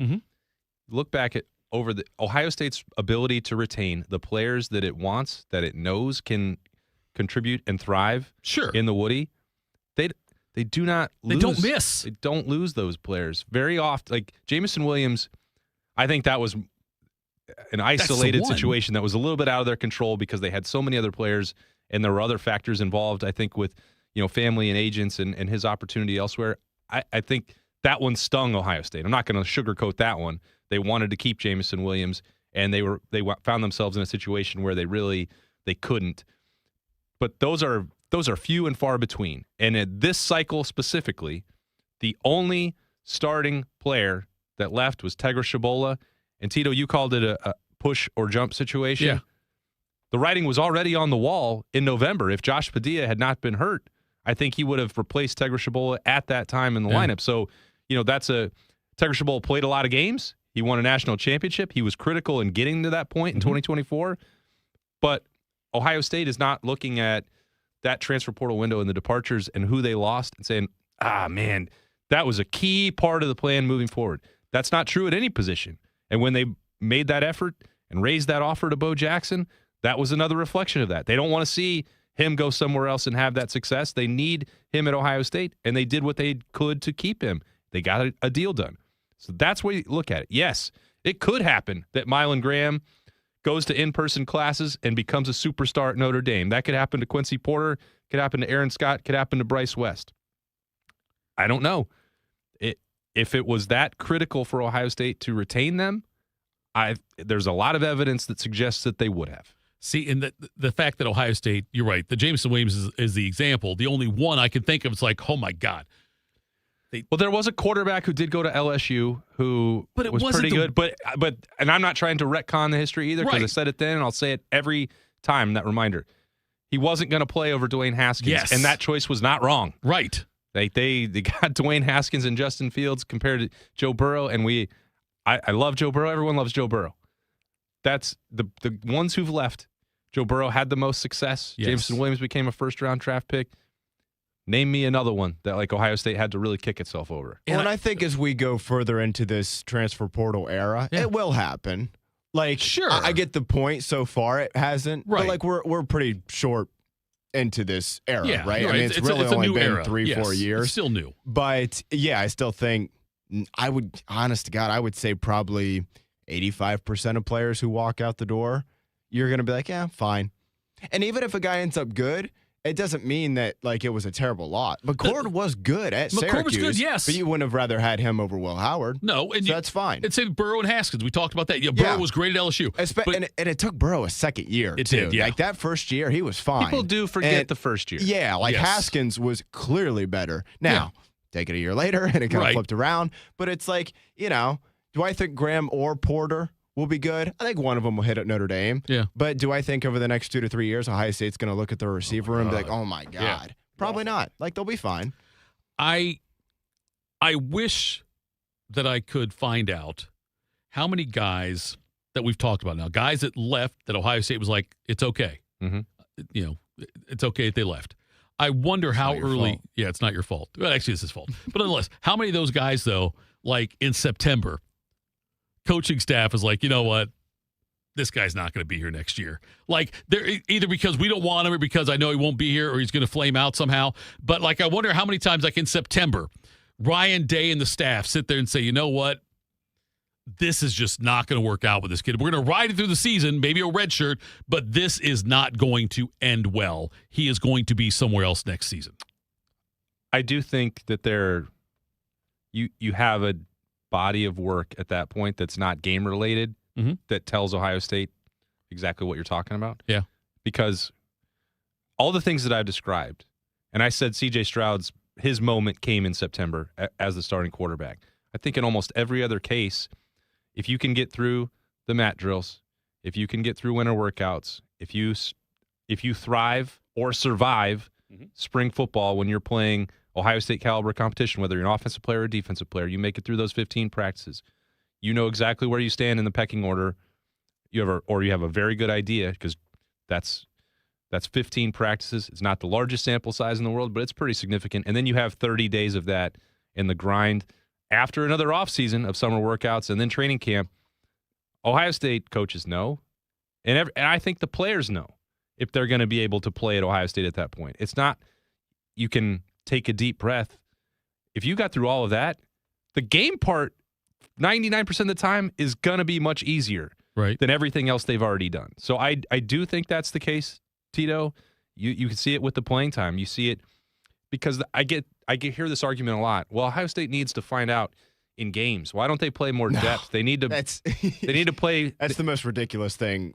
Sorry, not to cut you off. It's Austin. fine. It's the most ridiculous thing when people. Well, maybe he's just a gamer. Not like, look, man, I'm not going to pretend to be a coach, but I can promise you that, like, if you can't get it done out on the practice field, like these coaches know, this ain't happy camp. They're not just handing out reps for fun, fellas. Like, now look, there are some guys who maybe it's like fine in practice, game day comes and it just clicks. But you have to hit a certain level of like executing in practice before you just throw them out there against Ball State, and be like, or even maybe I should say more importantly, Texas. When you go to Austin, it's not like, hey, Chris Henry Jr., why isn't he playing? You got to get him on the field. Well, if he wants, like, if he deserves to play, he's going to play. And that's, you think about November with Mylan Graham and Bryson Rogers. I know Quincy Porter was dealing with an injury.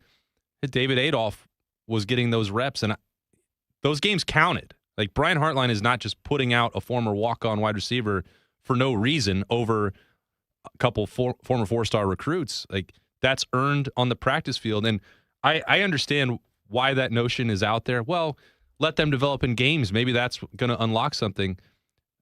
I think the examples of that happening are very few and far between. I think it helped Tywan Malone last year when he had to sink or swim. They needed him to play at defensive tackle, and he took off. You can come up with maybe a handful of examples where guys, had uncertainty about the level of practice performance, and coaches maybe had no choice but to put him out there. Or they wanted to, whether it was an NIL conversation or portal talk, whatever. And then their career took on a different trajectory. But by and large, the Ohio State coaching staff believes very strongly that the reps that are coming, good on good, 1 versus 1s, 2s versus 2s, scrimmage opportunities in full pads, whether they're in March, April, or August, against Ohio State competition is going to tell them way more than, as Bodie said, winning a rep in the third quarter against Ball State. Like, if it hasn't happened by then on the practice field against Ohio State caliber competition, then it might not ever happen. In most cases, it doesn't. This Ain't Happy Camp is a great T-shirt I love idea by that one. Bodie. I appreciate that one, Bodie. The chatters love it as well. Coming up next, our golf betting expert, John Gerber, joins us. Morning Juice. It's truck season at Germain Toyota, and the deals are about as tough as the trucks. Get into a new 2026 Toyota Tundra with $299% financing for up to 72 months plus $1,000 in Toyota Financial Services finance cash, or lease a 2026 Tacoma SR5 for just $289 a month for 39 months, 10,000 miles per year, and $36.99 due at signing. Power, reliability, and offers that work as hard as you do. Visit Germain Toyota on the corner of I-70 and Bryce Road, or check them out online at germaintoyota.net. You served behind the desk. You served in combat. You did 4 years and got out. You were drafted. You gave 20 years. You gave exactly what your country needed. And so did you. When you raised your hand and swore an oath to your country, when you put your name on a dotted line, you became part of only 1% of Americans who did the same. You are a veteran. You are a veteran. You are a veteran. Because no matter when, where, or how you served, you made a sacrifice for your country, and you deserve support. If you're struggling with life after service, don't wait. Reach out. Reach out to a loved one, to a fellow veteran, to VA. Find resources at va.gov/reach. Brought to you by the United States Department of Veterans Affairs and the Ad Council. Around the world, Children International and friends like you are giving children in poverty a chance to grow and thrive, to be healthy, to succeed in school, and achieve great things. How do we do it? In the best way possible, by helping ensure access to healthcare, nutrition, and educational opportunities. And most importantly, by empowering youths and their families to get out of poverty and into employment through life skills, computer, and job training. The very tools they need to break the cycle of poverty and build futures full of promise. Because every child deserves a chance to realize their full and best potential. Learn more about how Children International is empowering children and families by going to children.org today. That's children.org. Wounded Warrior Project helps post 9/11 veterans and their families realize what's possible. With support and resources that bring warriors together and empower them to become stronger, both inside and out. It's possible to begin healing, to get the help you need, to find peace. And as each warrior's needs evolve, so do we. Because these last 20 years are just the beginning. Learn more at woundedwarriorproject.org/possible. Attack and dominate. You're locked into Morning Juice. Sponsored by Riverside Bank of Dublin. Here's Bobby and Tito. All right, Morning Juice. Now we are joined here. He is at J Gerber PGA Pro on Twitter. He is our golf betting expert. He is the host of the most popular golf podcast in Central Ohio, From the Rough on FanStream Sports. Good morning, John Gerber. I know you weren't happy with the winner last week for personal reasons, but how did you do with your betting card?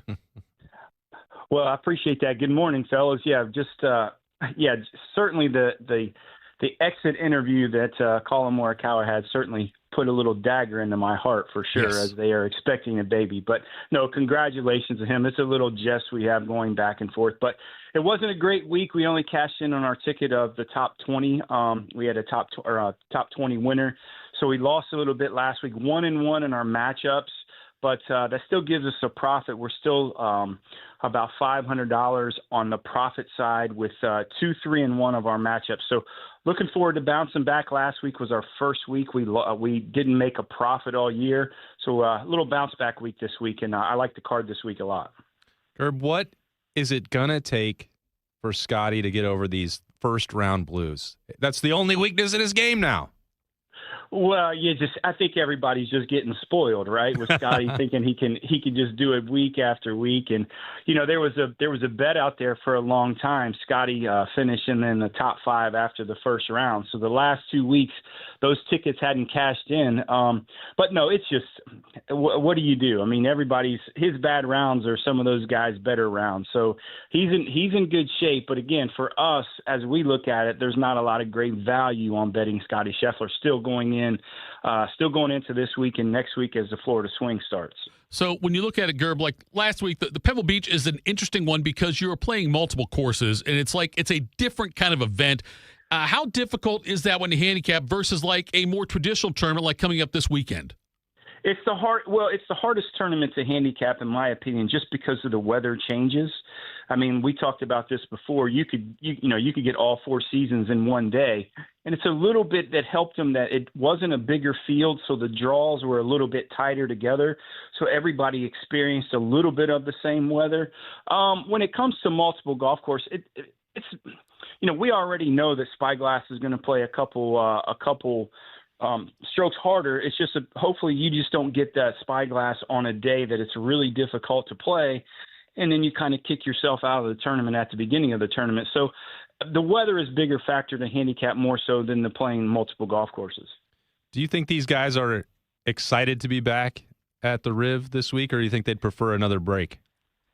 Oh, they love Riviera. I mean, it's just one of the historic golf courses, certainly with Tigers, hosting the tournament.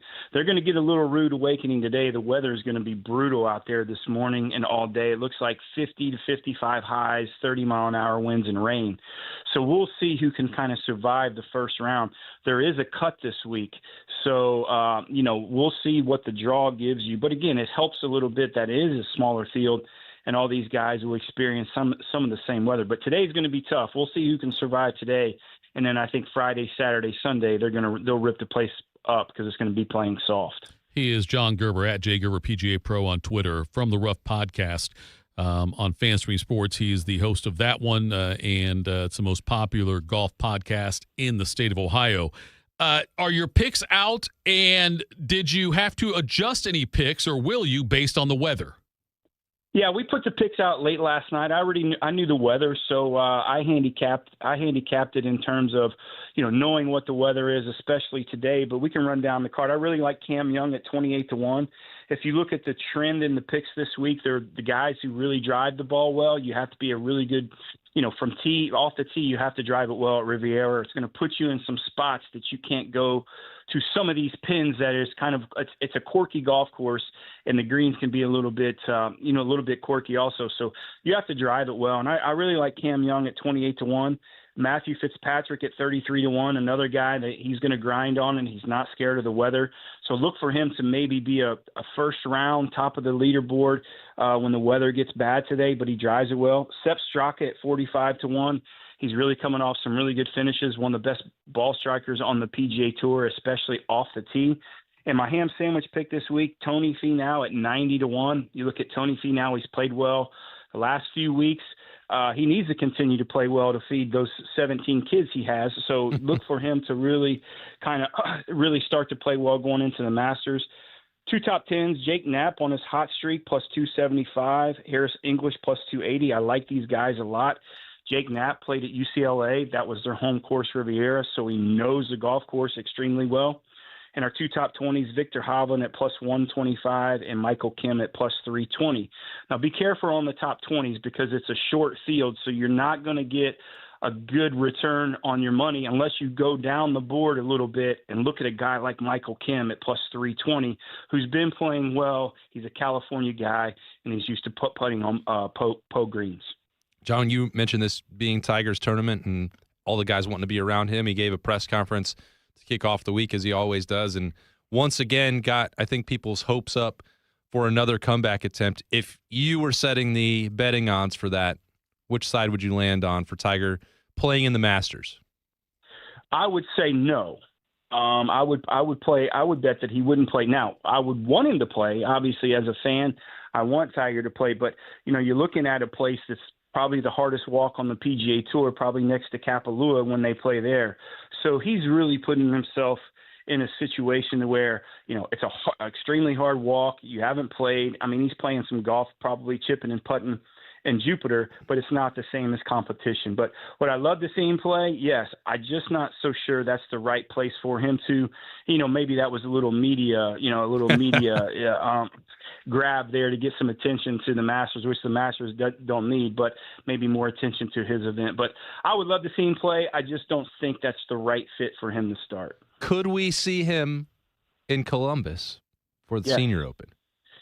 Well, I think you see him at the Memorial before you see him at the Senior Open. Okay.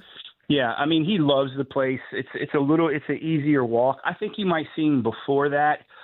Maybe play an event before that if he's ready. But I certainly think he'll play Memorial if he's healthy. The only reason he hasn't the last few years because he hasn't been healthy. The guy wins 5 or 6 times. That's one of his favorite places. So, yeah, I certainly think he would play Memorial, but he may get a start before that for sure. But certainly the Senior Open is in play also if he's healthy enough to play. So he's going to be in Columbus, Central Ohio a lot probably in the next 6 months. He is at Jay Gerber PGA Pro. What I love about what Gerb does is that he puts his picks out there. He does his weekend picks to his head-to-heads, but he's completely transparent. We have Ya Highness coming on next, and I love the fact he's transparent also. I love the fact when these guys that are betting experts put their money where their mouth is and show you exactly how they do. Gerb, if you were putting a head-to-head, maybe a betting expert thing here, who has a better chance of playing in the U.S. Senior Open at Toyota Country of this year, Tiger Woods or John Gerber? Tiger Woods. Sounds like you're on the fence about it. You kind of paused there before you said that. I still would think. I saw you were in good shape, man. I think you're ready to roll in this thing. Okay, every time you keep pushing me, trust me, it doesn't help. It doesn't help. I think it does. Too much pressure. No pressure. Yeah. It's Gerb. Hey, look, Gerb. I've seen Gerb play under pressure. Gerb's good under pressure. All right. He had to carry me in a scramble before. That's pressure right there. I can imagine. Yes, Gerb. Thanks for the time, buddy. We'll talk again soon. Appreciate you having me on, fellas. Have a good day. You bet. That was John Gerber at Jay Gerber PGA Pro. I'm still trying to do it, man. I want him at Soda. I won't caddy for him. Baker said he would. Who else? Carp said he would. Carp also said he would. I would caddy 100%. Yeah. I'd love to do that at a big time event. Yeah. As long as they don't need me to do too much club choice for them. They're right, yes. I don't know. I mean, I don't know his game like that. I'll carry the bag for sure. Gerb, you're between 150 and 200. For me, that's a 7 wood. Anyway, coming up next, Ya Highness, and we'll do what's got you juice. Morning juice. Hey, it's Bobby Carpenter. You don't want to start the new year off hurting. You don't want to start off the new year getting surgery. You don't want to start off the new year dealing with trying to plan something out into the future. What you want to do is get healthy. So what you want to do is go to my friends over at QC Kinetics. Dr. Tesner and his team, the medical pros at QC Kinetics right here in Columbus, they can deliver regenerative treatments that actually help your body repair the areas that are causing you pain. Those achy knees, hips, back, shoulders, whatever it is, they can help you get ready. So instead of those invasive operations, it's going to sideline you all of the early year.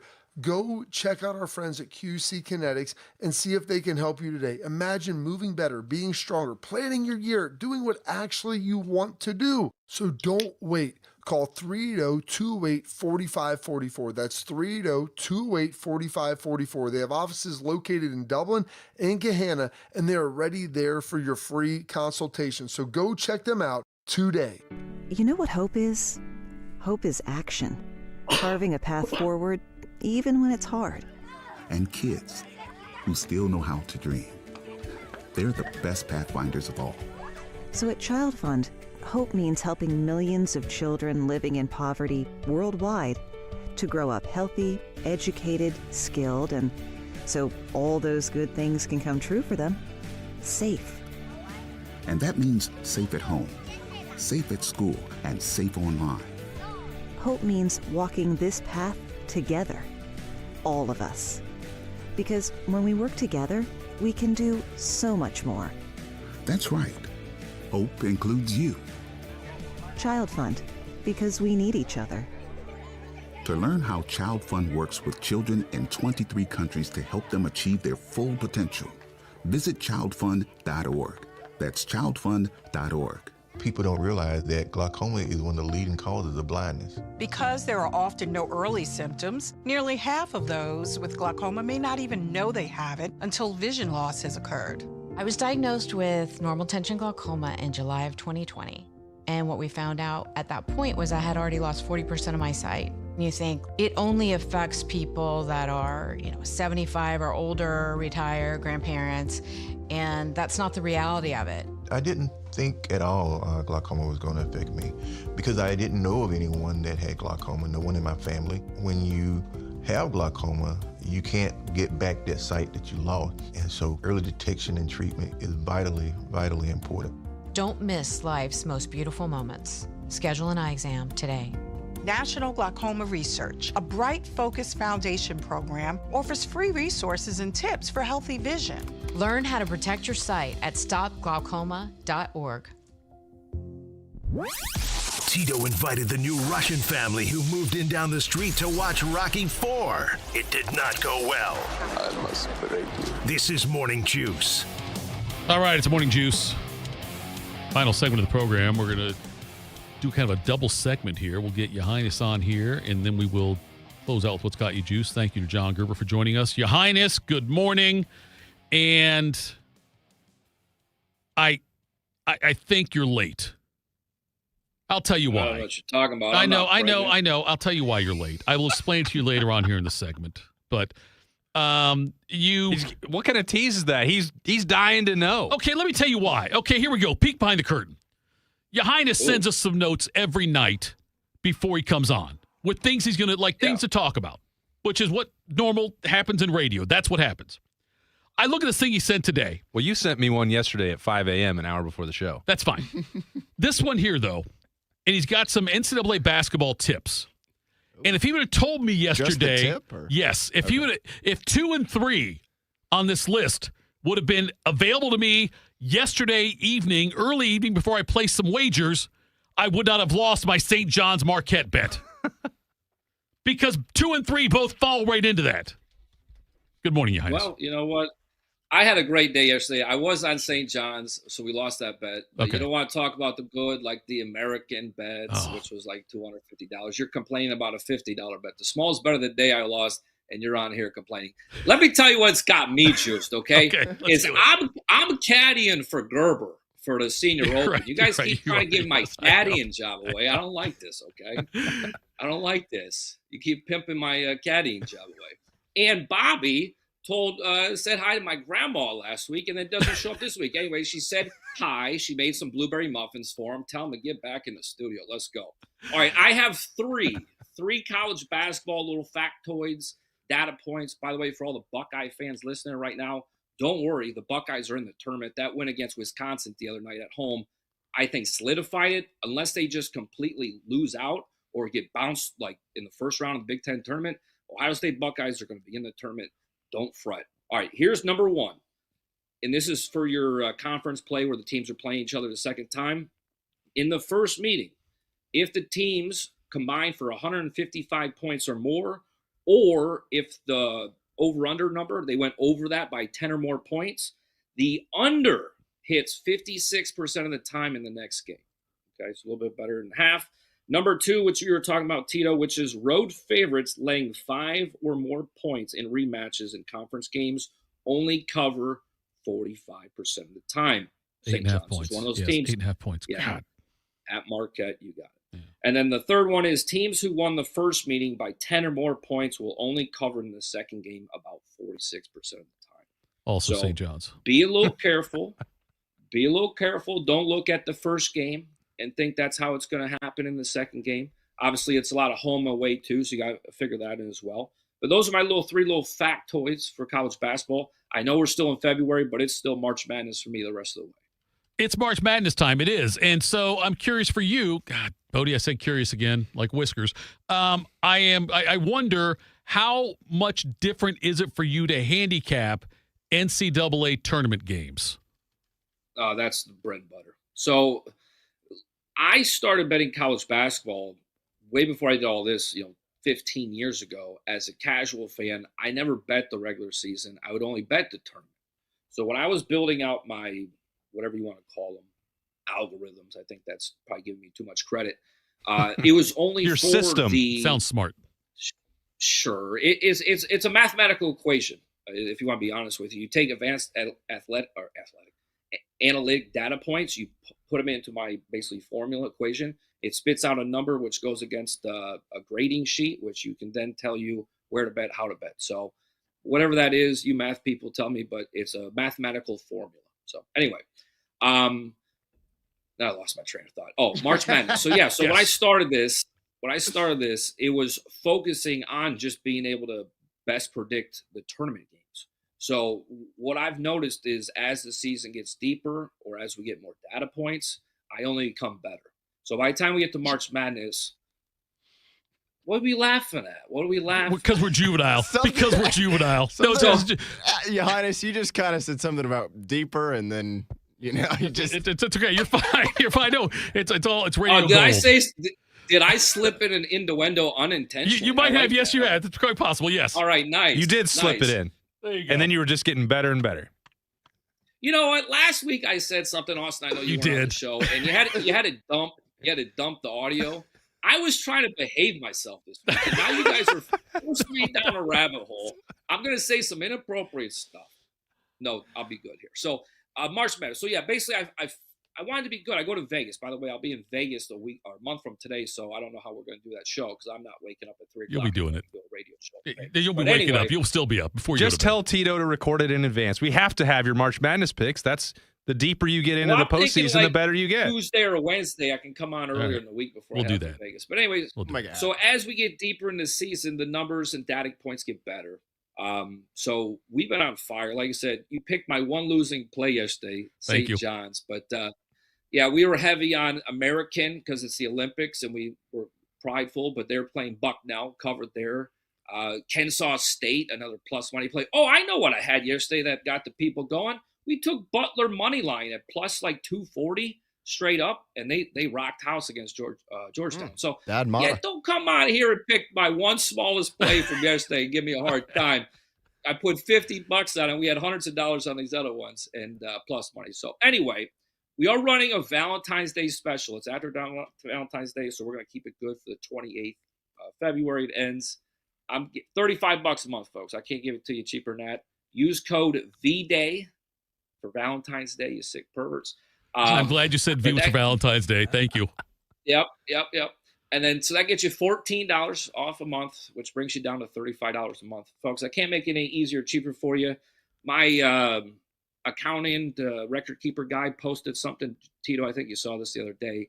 On February 16th, he posted the complete 1 year just as a whatever. Yeah. So February 15 of 25 to February 16 of this year, 26.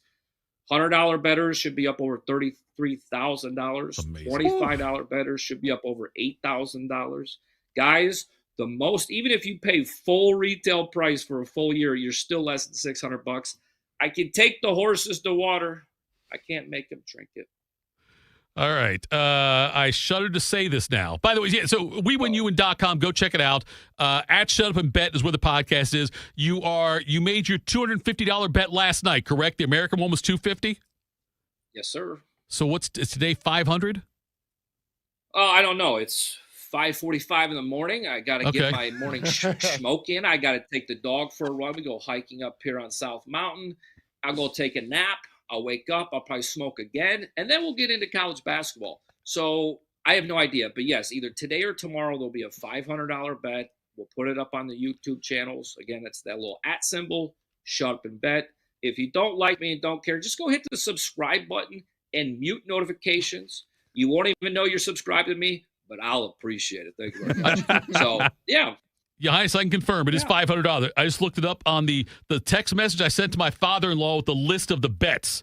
And yes, after $250, it is $500. So today's you're going to be whenever you get it out, be it today or tomorrow, when you're going to do it, it's $500. Well, I don't think he disputed that. He just didn't tell you what it was. No, but I'm saying he didn't know if it was $500 or not, right?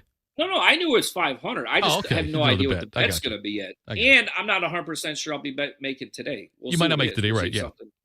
Right. You don't do it just to I do let the game speak to me. Yeah, I let the game speak to me. We will be betting $500,000 before or probably by the first round of the NCAA tournament. I plan on doing this at Circa there in Vegas. But so we got to build up. We got to win about 12 more bets to get there. Stick with me. You'll be all right. Right now, coming into today, you should be up over $1,000 just following these free plays. Okay. So this is all house money. We're going to bet $500 today or tomorrow. That's all the casino's money, baby. So stick with me. You'll be all right. Get in where you fit in. I don't know what I can say inappropriate anymore around here. I just, in Austin, I said something inappropriate to Bobby about, I won't repeat it, but. That's the person you don't want to say it to. No, you say it to Bobby. No, that's exactly. That's exactly who you want to say. Well, I mean, he's going to escalate it. Then it gets dicier because I'll try and pull you back in, so to speak. Look, I'm a professional. Can I say the S word? I got a loud mouth. Okay, yeah, I got a loud mouth. I can out-talk anybody. And when it comes to these little battles, if I was a rapper, I'm telling you, I would kill rap battles. I got no rhythm. I got no rhyme, but I got bars. Yeah. And so Bobby, he's a big burly man. He might be able to take me in a physical fight, but I got a tongue like no other, ladies. You know what I'm saying? So I can do boom. Say, hey, holla at your boy. He is the MC I gotta see a rap battle between the General and Ya Highness. That would move. That's got to be on pay-per-view. I'll give a little insight. When I was growing up as a kid, I grew up kind of in the farm country, just outside suburb of Toledo. And so in high school, it was very popular for us to get trucks and go out and drive out into these farm fields or out in these areas. And I'm sure in Columbus, they got the same thing. And throw a little bonfire and drink and things like that. Now, mind you, I grew up in a predominantly white suburban area. I think my high school class, it was like 96% white kids right? So just painting the picture for you here. So imagine a bunch of 16, 17-year-old kids from Ohio out drinking Natty Light by a bonfire and having rap battles, drunk and intoxicated. So I'm just so glad I'm old enough that social media wasn't a thing. People didn't have camera phones and stuff like that because I lived a life just before all that, and I'm very grateful that none of my stuff is out on the internet. WeWinUwin.com. Go check out the podcast. Shut Up and Bet's where you can find that. Thanks for the time, buddy. We'll talk again next week. Yeah, Austin, since you're Bobby today, we're going to tell you, jump on the right foot and do the wrong thing, guys. I'll see you next week. Peace. Love it, man. You know what? I hope he hits his $1 million, but I also hope he doesn't. You never hear the end of it. No, because he may be too big time for us then. That's right. And that's what I'm worried about. And I need to get him to commit on air, like, hey, even if I get this thing, because they'll get all kinds of publicity for it nationally. It'll be a big deal. But I still want to come on with us. Let's tell people it's got us juiced. What's got you juiced? Sponsored by Newman Roofing. For all your roofing, gutter, or siding needs, call Newman Roofing today at 614-NEW-ROOF or visit online at newmanroofing.com. All right, it's Thursday. What happened in Notre Dame or Boston Celtic or Dallas Cowboy history? It's got you juiced today, Bodie. You want to get that caffeine just directly into your bloodstream. There's no better way than just to chug that coffee. We just like to give everybody some side nuggets of how to make their life, a little bit better. Imagine putting Schlegs and Ya Highness in a room together. We'd be making some magic right there. What has me juiced today, guys? Got a few things for you. So tomorrow, speaking of Mr. Robert Carpenter, probably no AJ tomorrow because he's Buckeye Booze cruising, and he's probably not going to jump on at 7:40 in the morning. But I might not be able to. I've been on that ship before. The Wi-Fi, all the above, not super reliable. Everything else about it is great, but you're not supposed to be in communication with the mainland. There might be some other reasons AJ might not be able to jump on, too. But we will hear from Mr. Bobby Carpenter and a couple, one former, one current Ohio State linebacker. There's a tease for you. So Bobby woke up this morning, email at like 1:45 from Bob. Mail dropped him in. It's like, all right, let's go, baby. That's because of the Wi-Fi on the boat. It takes forever. I will say he tried to email it to me yesterday morning, and the only thing in the email was just like his signature. So I texted him, and I was like, hey, Carp, nothing, no attachment there. He's like, let me try sending it again. It's like, yep, still nothing. He's like, all right, I'll just, mail drop it onto my computer or something and send it there. So he got it to me later on, fortunately. So we'll play those tomorrow for you in place of AJ. What also has me juiced, got a few things for you guys here. Drum roll, please. Congrats to Tyler Oliver, a very deserving employee of the year. I was going to say employee of the month, but employee of the year for 2025. So shout out to him. Like I mentioned yesterday, him and Ben. Big meeting. This show happen. Yeah, huge meeting. Probably the greatest meeting we've ever had. But shout out to him and Ben always doing a great job helping us with this show in many ways. U.S. men's hockey, Tito, Quinn Hughes, Orlando, Florida. Who do you play for? Right. Now Quinn Hughes. We played 3.5 minutes in overtime. Quinn Hughes shoots. He scores! He scores! Quinn Hughes in overtime wins it, and the United States will move on and face Slovakia in the semis. Men will play their semifinal game tomorrow afternoon. Got the women playing Canada this afternoon for the gold. So that'll be fun. Celtics are back from the All-Star break. 10 o'clock tip-off tonight against Golden State Austin. Not going to catch a whole lot of that one, but catch the highlights tomorrow and hopefully wake up to a win. What has you juiced today, I can't wait till we can talk about that tomorrow morning. We've got daddy-daughter night on tap. Allie's got Euchre, my wife, so we get one of these a month where, I spend plenty of time with my daughter as well, but we don't have to worry about tagging along with Allie. So we're going to go see GOAT. We've got a little movie night going on. So speaking of the Warriors, Steph Curry's, I don't know. He's not the director, right? He's producing debut. I don't know what it is, but this is the cartoon basketball movie with animals. We'll see if it can reach the heights of Zootopia. I guess the talking animals is really the genre we're into, because last month on our movie night together when Allie was playing euchre, we went to see Zootopia 2. So we're really just deep into this theme. I hope there's another animal movie that comes out in March that we can lean into, but excited for that. I know Lib's fired up for it. I can't wait to just get that big, large popcorn, Tito. Yeah. And settle in for the evening. It's healthy. Did you guys check out Primate at any point? We did not. Skip that one. That one didn't register quite yet, but she asked last night. She said, "Dad, why do they make horror movies?" Wow. Horror. H-O. Horror. Horror. Gotcha. I know why they make the other ones. Yeah. Well, look, that's a different genre, but I know why they make the other ones. Well, she's 8. We'll get to that point and explain why they make those. You won't get to that point. Don't say that. You won't get to that point. Well, explaining why they exist. Okay, that's fine. I'm not going to explain to my kids why they exist. Are you kidding me? I think they figured it out. They probably did. We all did once upon a time, Tito. Yes, we did. Anyway, took a GOAT turn. Yes, kids GOAT. movie. Enjoy that. Thankful to all the chatters. That's got me juiced. Kids got basketball practice tonight before we have tournament this weekend. Daughter's got a swim meet this weekend, so gearing up for all of that. I had my stepdaughter over last night for dinner. That was a lot of fun. Got to go outside and throw the football with Artie, which I haven't been able to do. We threw the football out there. Yes. By the way, it is amazing also, on another note. I don't know what's more amazing, the weather or the fact my arm was in like mid-season form already. It was, I'm telling you, I was on freaking target throwing to 9-year-old. God, throwing my 9-year-old son who doesn't have much speed. Anyway, so that's got me juiced. Thanks so much. He's a possession receiver. He's a possession. You're right.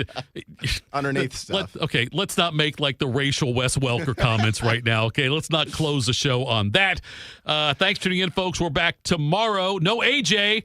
But we'll have a great day anyway. I'm we will AJ. have Austin Ward. Yes, AJ Ward will be in for us tomorrow.